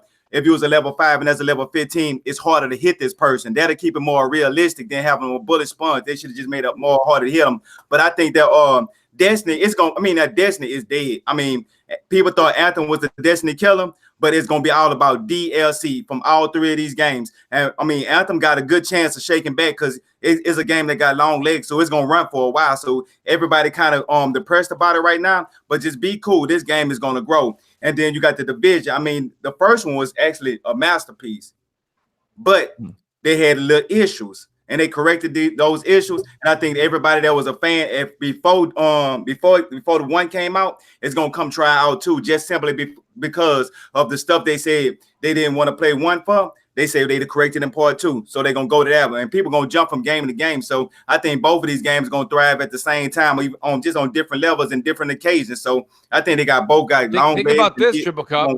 Timing, I agree with Triple Cup. You'll agree with this, Triple Cup. Timing is everything, right? Exactly. You got a game coming out right now, and yes, there are a lot of other games coming out. So let's not get things confused. But the other games that are coming out right now are all single-player games. Okay, this is the MMO. I'm going to call it MMO. That's what us console gamers are going to call it right now. MMO style game where you got to go in there and fight every day with your friends and get more loot, more of this, that. My point being is that comes at a perfect time because April. And you guys correct me if I'm wrong, because I think I got my calendar straight up right here. There's nothing in April. There's nothing in May. There's nothing in June that would take you away from the Division in a multiplayer space, right? So, yes, don't get me wrong. I myself have a conflict. Maybe you guys don't have this problem, but shout out to Sin Vendetta, who hooked me up with Sekiro Shadows Die Twice. I will be playing that game immensely, and that game comes out a week and a half after Division. And shout out to Anthony Boyd for the Division 2 code. I will be playing on Tuesday night at midnight. So, I mean, to be honest with you, I'm very excited about Division 2. And I just think timing plus all the things that Slow-Mo just added as far as the new faction, the secondary bosses, the fact that there's not just – now, the one thing I got to say, Slow-Mo, I did some reading, and I did see that bullet sponges aren't quite exactly removed. They're saying that's kind of still part of the game. But realistically, how do you get rid of that? I mean, it can't go away completely, but like I guess what they took note of people that you've heard the narrative. I'm shooting the guy in his hoodie and he's still coming at me. That kind of talk. Well, the ones that are more bullet spongy, they have a lot of armor on, and you can actually see you're shooting them and you're shooting the armor off. You're seeing parts of it fall off. You're seeing their armor meter, like like a image of a armor breaking will pop up. Will let you know that you can now. I like that. His armor, you're doing more damage on them. They've addressed some of those things, but it's still like any looter shooter. if you are under level or underpowered, or once you hit end game, your gear score is going to be what's more important, and not necessarily what level you are. And Right. if your gear score is too low, you're gonna get wrecked. It is what it is. Like you're gonna go up against some enemies, and they're going to tap you, and then and be peace out, and you're gonna be laid out on the ground, wondering what happened. I need to go gear up, and that's where this kind of game, where it's you got to keep grinding, getting better gear. Going to I don't know if they're going to have the same stations they had before, but in the first game you had a recalibration station, so you can actually take some of the gear that you got. It may not have all the attributes and qualities that you wanted. You can switch some stuff out, and then also an optimization station to actually you would spend money to get that gear have stronger levels. Like the more you spend on it, the higher the levels got. So you could take like one piece of gear that wasn't that great. It may have been a piece of trash, but you can spend the money and make it a God tier level piece of gear. And that kind of like help people deal with the RNG when you finally get that exotic gun you wanted, and you look at it and you're like, this is a piece of shit. Like Right. but like they figured ways to help people get around that. You can keep grinding for another gun that may be a better roll, or you can take what you got and work on it. And so this is I'm not saying, and I'm a big Division fan, so I know a lot of people be like, That's all right. He's just in the bad for the game. But look, everything I'm saying is true. This is if you're into these kind of games, this might be the one for you. Like and outside just the 52 bosses that are going to show up after you get to end game, the other faction is taking over settlements. You have to take those settlements back. We need your expertise on something, because nobody's been able to answer it. What are the 3 dark zones about? The 3 dark zones. Okay, so in the first game, there's just one big dark zone in the middle of that area. It would show the levels like as you're walking into a certain part and stuff like that, right? Yeah, and it's got like I think it was 9 different, like you call it DZ1, DZ2, different levels, and the NPCs in those levels, the higher up in the levels, the harder they would get. But the NPCs really weren't the issue. The issue was the other rogue agents coming by, and like the way the dark zone works is, and especially initially when the game first started, it was the only place to get the best gear. And they changed that. Now you can get gear doing any activity. But back then, the only way you was going to get better gear is you had to go in the dark zone, find it, get it, and then extract it. The extraction part is the most like stressful, tense situation, because once you pop the flare, everyone on the server knows you're extracting. Yep. And you got other people out there who are way better geared than you, who've been playing all damn day. You've been at work. You just got on. They've been playing 6 a.m. and they got like 7 Red Bulls and they ready to kill you. And so they show up to your extraction, rob you, take your stuff, and then they extract it. That was kind of like, it really split the player base. So they were like half the people who enjoyed the Division was like, I'm not down for this. I'm out. And the other half was like, other half was like, hey, this is what I do all day. I love it. I'm that kind of scumbag, right? Right. So what they did with the sequel is a lot of the Division community wanted normalized gear. You walk in the dark zone, it doesn't matter how strong your gear is or how weak your gear is. It's all going to get leveled out and balanced. And so then it's all about how good you are, how well you aim. Can you dodge roll out of the out of the way of this grenade? How you set up your gear to complement your skills.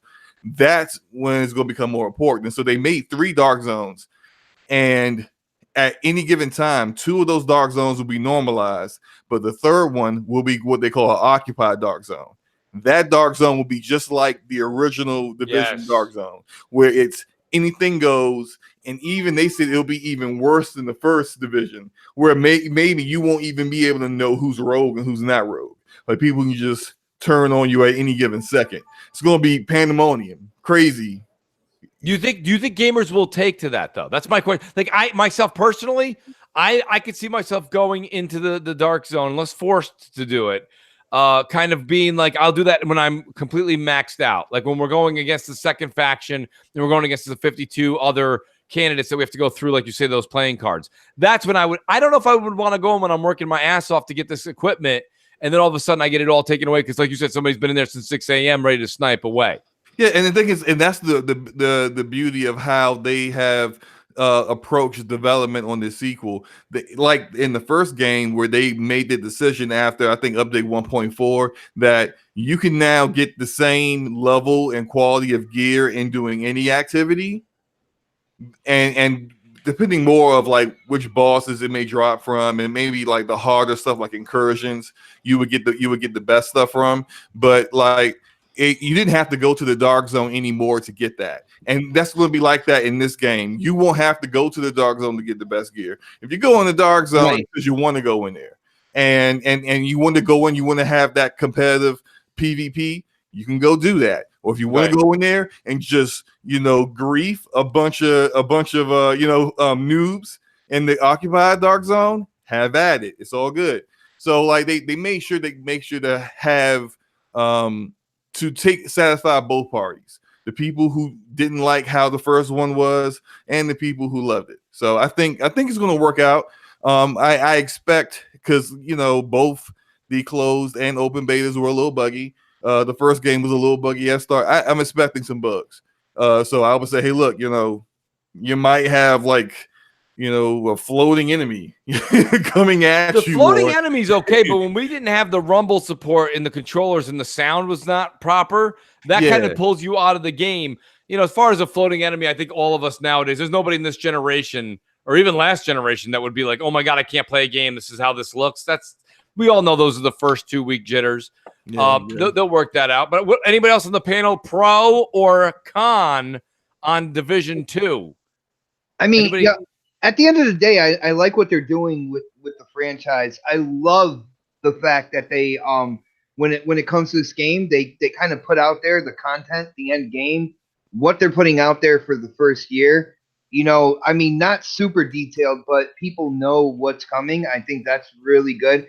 And when it comes to the whole bullet sponge thing, I know that was a couple minutes ago, but dude, I never got that. Like, the game doesn't have to be super realistic when it comes down to the gameplay. As long as you feel like it's good to handle. I have no problem with like the gold life level and it taking like forever to take down a boss. You and your crew kind of working together, calling each other out, like flanking when you need to flank and stuff like that. I never got that whole bullet sponge thing. I mean, some enemies are here's the thing. harder than others, man. Xbot, you're right. And realistically, what were they supposed to do? The thing is that everybody's always been used to a sci-fi kind of game, right? Like a Destiny where you're fighting an alien that has a shield around him. You can't do that when it's a human being in New York City. You know what I mean? Not, though? It's video games. It's not. I mean, it's a video game, but they take you out of the emergence, because when you be immersed to a game, and it's a blessing that is a curse about this game, because it do almost look photorealistic. Yes.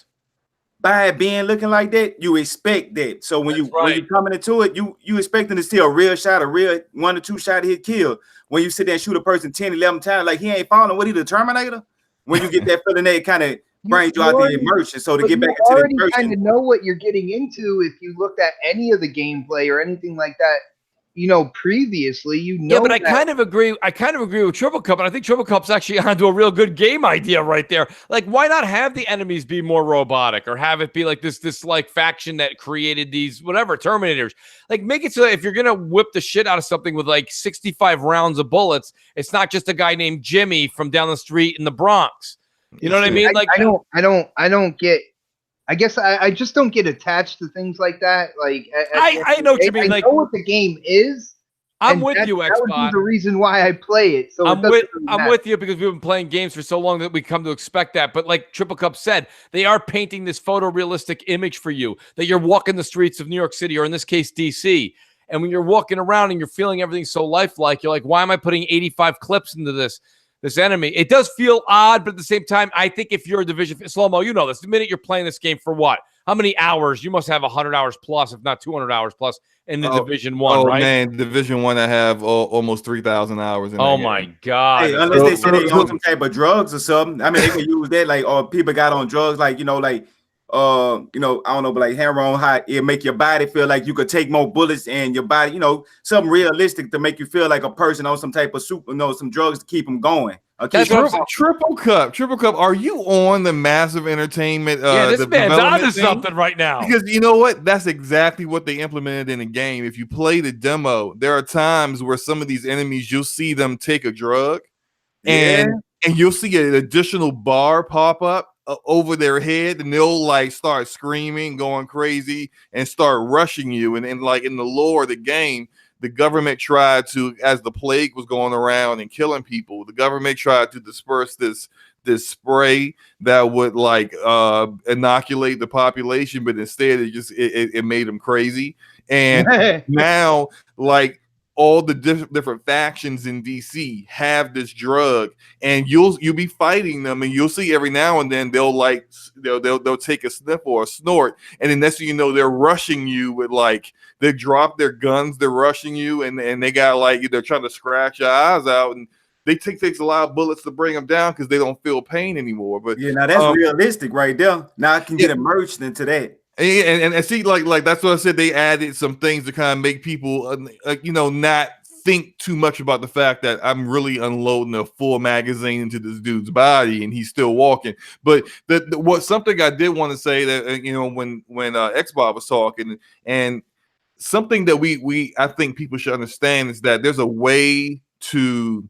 This game has all these little shooters are designed for you to kind of build your character in a certain way. I'll go back to Borderlands 2. Borderlands 2, all the best builds were always the ones where you built starting from your class mod on out. And you would like build up every time you get levels and more points, you would actually add them towards the points your class mod gave you to make you a more powerful person. And then like you would have your kind of like specific builds where certain guns you're better at that in certain ways, and certain powers you better at. You have those powers and you're more powerful using those things. The Destiny does the same thing in certain ways. So does Anthem. In the Division, there's a certain way to build your character, and if you don't build your character in the correct way, like take gear sets for instance, if you don't utilize those gear sets correctly, you're going to be there kind of like shooting at enemies and hiding and covering like I can't kill no one.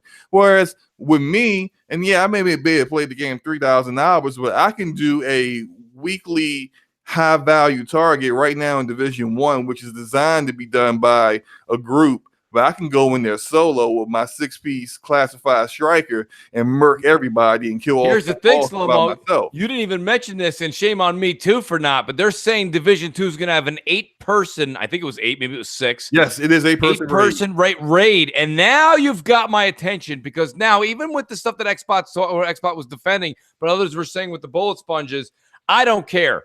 If it's 8 people in there as a group, right, and we've got tactical and we've got some sort of puzzle-esque type of situation, man, dial me in. I'm there all day long. I can't wait to experience that. Now, is that raid coming out day one, or raid is going to come out weeks after? That's going to come out sometime after. It's not going to be there day one. Which makes sense, because they want you to be a certain level. They want everyone to be, at least max level and into in-game before you tackle something like that. It's not going to be something that you're going to be able to do.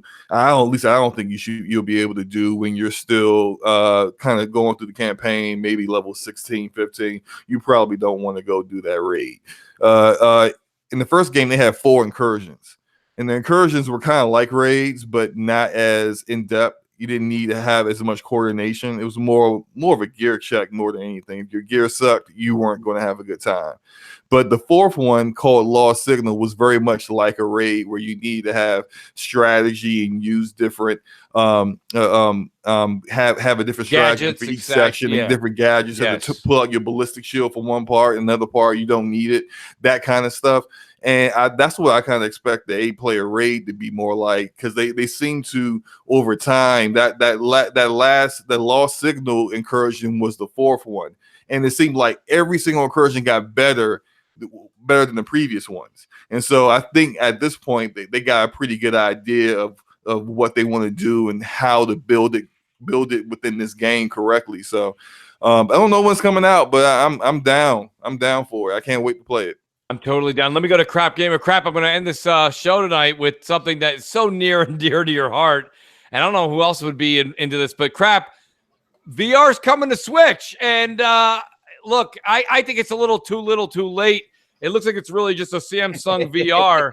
But I mean, what do you think? Is this something that if you had a Switch, would you pick up or try or encourage? Oh, he's gonna buy it, man. Come on. I'm not gonna mess with it, but I mean, yeah, it's still better than what Xbox has in terms of VR. So I mean, there is that. Right. I like any type of VR. It's okay with me. It's just I'm not sure that that's going to be the type that I'm going to like, considering how I really enjoy the PlayStation VR, that real immersive type stuff.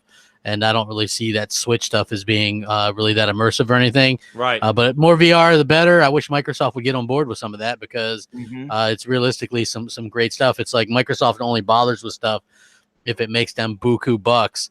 And that's a little bit unfortunate, because Phil Spencer's always spouting out the mouth about how he wants to grow this and grow that. And then when it comes to actually being able to grow something, he decides it's not a big deal, doesn't want to do it, which I always find to be very hypocritical, since we were promised VR to begin with. So I'm very salty about that. But yeah, good for Nintendo getting in on there. No wonder that console's gonna, come out and slap around the Xbox by the end of the year. Cardboard. Oh yeah, man, cardboard. But here's the thing, though: Samsung had cardboard as well, and I know people still swear by some of that being. I wouldn't say it's it's not revolutionary or wild, but it was fun. And for $80 or whatever it'll cost to do this one, right? I don't think it'll be over, what, $90, $100? That's probably a cheap. People are gonna buy this. Oh my goodness! I got news for you. Labo doesn't interest me at all, but I would probably try. And now here's the other thing: a lot of the PlayStation VR, it says you have to be over the age of 12 or 13 to play. I don't think that's the case with this one. I don't think Samsung, because you kind of related it to the whole cell phone VR experience, and that's the way I'm thinking as well. But at the end of the day, if people out there, I think this is gonna open the eyes of a lot of the kids out there, a lot of the parents as well. Where with the Switch, I don't think Samsung has any kind of warning when it comes to like the cell phone VR. So I'm looking at this kind of like in the middle between the PlayStation VR and what Samsung would offer, and there's a difference between cardboard and useful cardboard. All right. And I think Nintendo just found useful cardboard, man. To be really honest with you. Here's the thing though. I mean, I have kids that are kind of into they're really, really kind of intrigued by VR. And I don't know, call me a little bit more like strict or not, but it says you shouldn't let the kids play it if they're under the age of 12. So I really haven't let the kids try it, because I don't know if that this messes with their vision or their 2020 vision. That's not. I personally think that if Nintendo has something that's more kid friendly, I would really be up for buying that and letting the kids have their VR space. You know what I'm saying? I think that it's something it's unique. It's interesting. Now, if they also recommend, I can't see Switch doing something and also recommending 12 or 13. They know they have a younger base, but maybe they will. That's the one thing. I mean, how do you guys feel as far as has anybody got any Slow-Mo? You got any kids or Triple Cup that are younger that you say, you know what, I wouldn't really let them, because Xbox, your kids are older, I believe, right? Well, no, I got 11-year-old twins, and I have the 15-year-old. But when it comes down to it, because you guys know we have the Oculus in the house and we have the Vive. I mean, the 11-year-olds have tried it out kind of quickly, but we don't let them go in and play it on a regular. Just leave it on for hours, right? Yeah, exactly. No, they'll do one little quick session and then that's it. They've tried it maybe a couple times in that area. Yeah, but we won't let them play in any type of constant basis at all. Well, what do you think, Slow-Mo? I don't know if you have kids that are younger or not. If you do or you don't, but would you think that this is something that's going to catch on?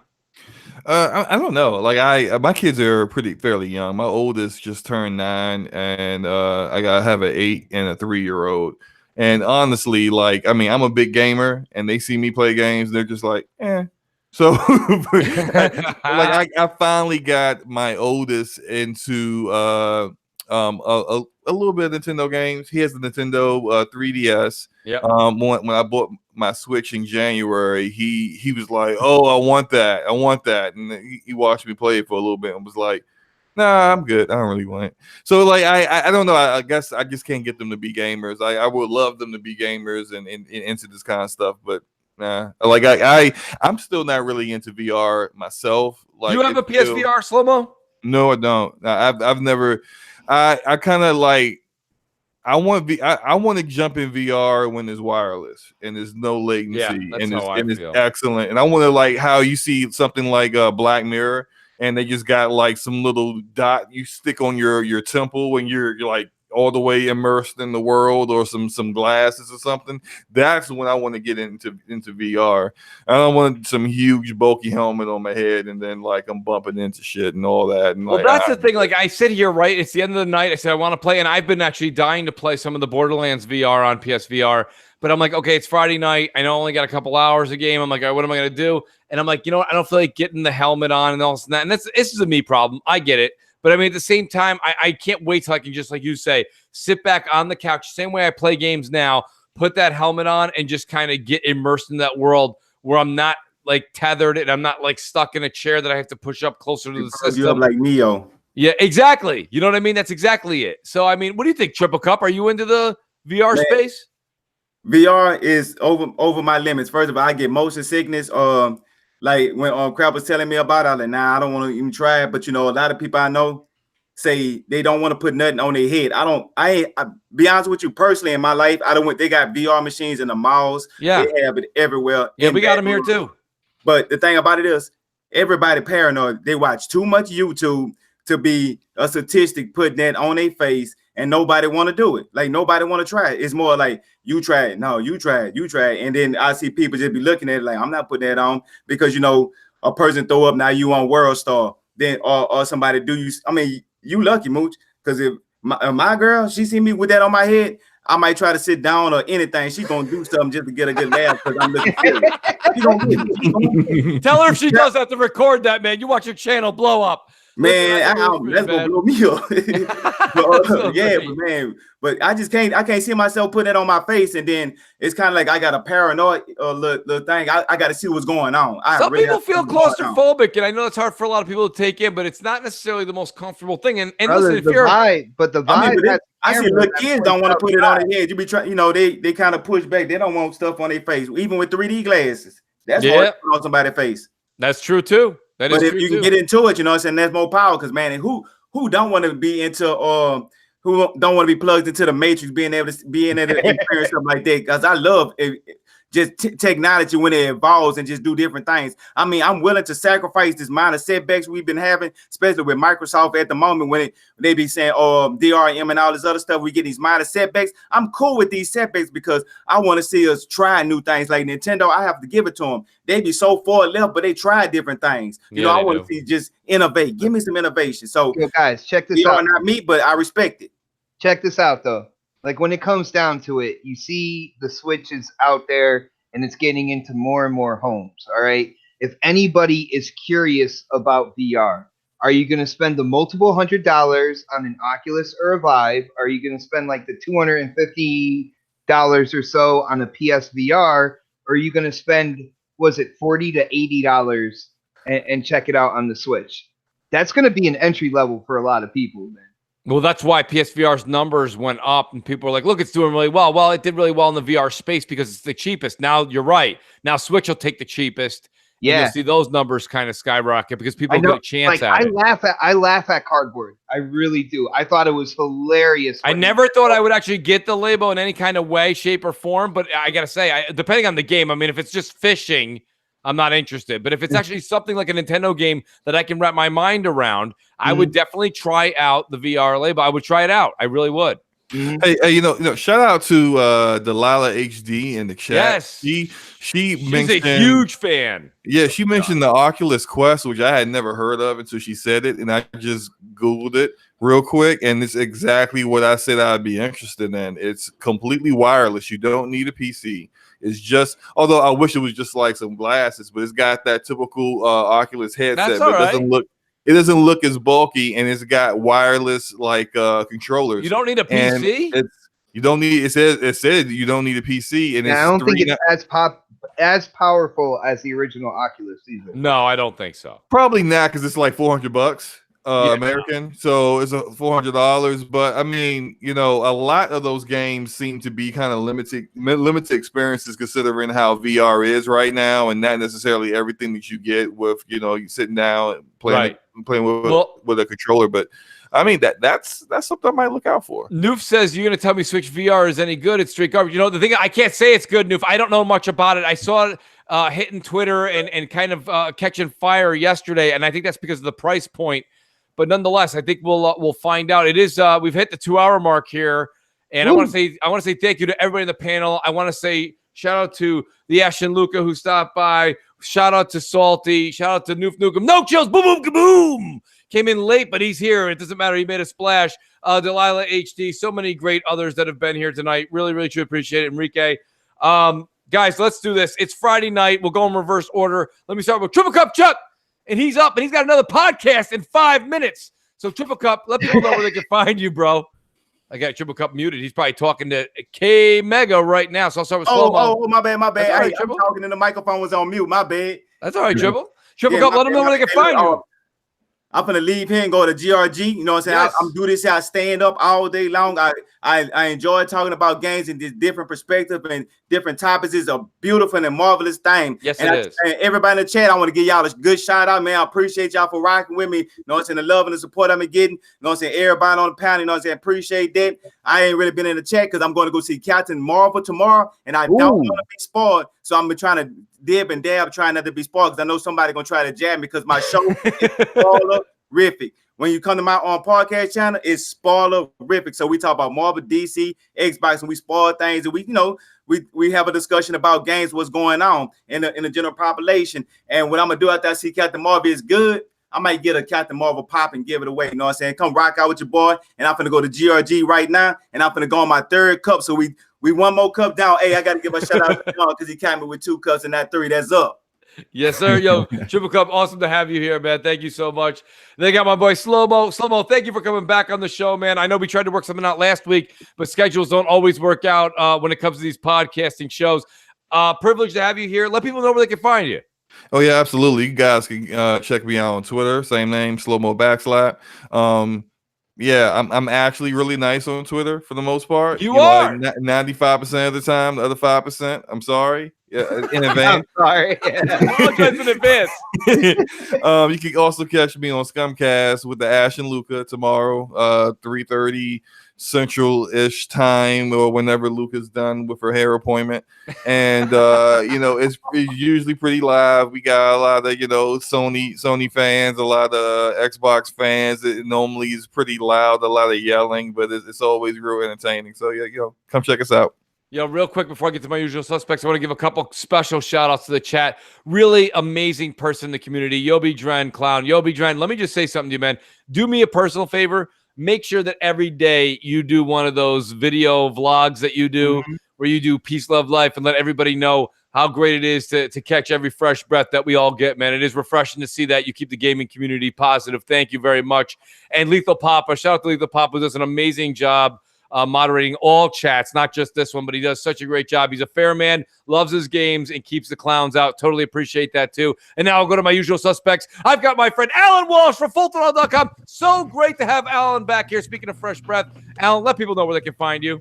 Absolutely. Thanks again for having me on the show. Always a pleasure when I do get to make it lately. But yeah, honestly, it's been such a crazy day in terms of Forza. So all the coverage is going to be on fullthrottlemedia.co.uk. Not everything is on there just yet from today. There's a lot of stuff for me to go through, and it's probably going to take me the rest of the weekend to get it all sorted out. But anyways, it'll all be there. And you can also get all the updates from my social media accounts at Beetle Comet.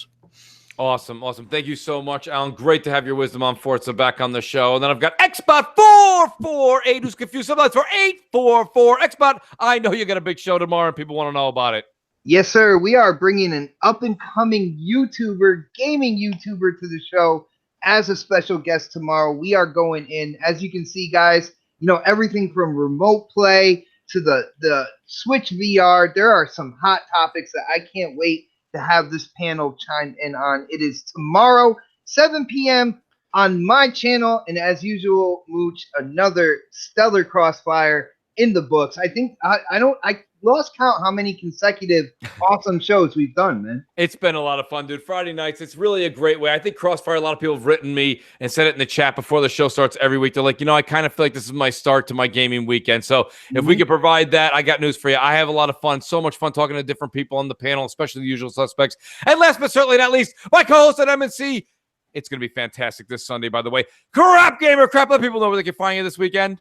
Crap Gamer Reviews. See you there. I totally agree with that sentiment. Guys, enjoy the show. Check things out. And I'm going to mention it here. I am planning Tuesday at midnight. Things could change. Maybe it'll be Wednesday. But I'm planning Tuesday at midnight at the launch of Division 2. I will be streaming the game. So, guys, I need the game. I'm mooching it. Somebody mooch it for Crap me. needs the game, folks. Crap needs the game. That out now. There it is. It's a mooch in advance. Saving up for stuff. Yes. But, guys, we are going to stream it. I'm hoping midnight on Tuesday. My pockets got run. Let's do it. Get Crap the game. Join us on Twitch. We'll see what's going on. We'll see you next Friday, 7 p.m. Eastern Time. Peace, everybody. Enjoy the weekend. Good night. Later, guys.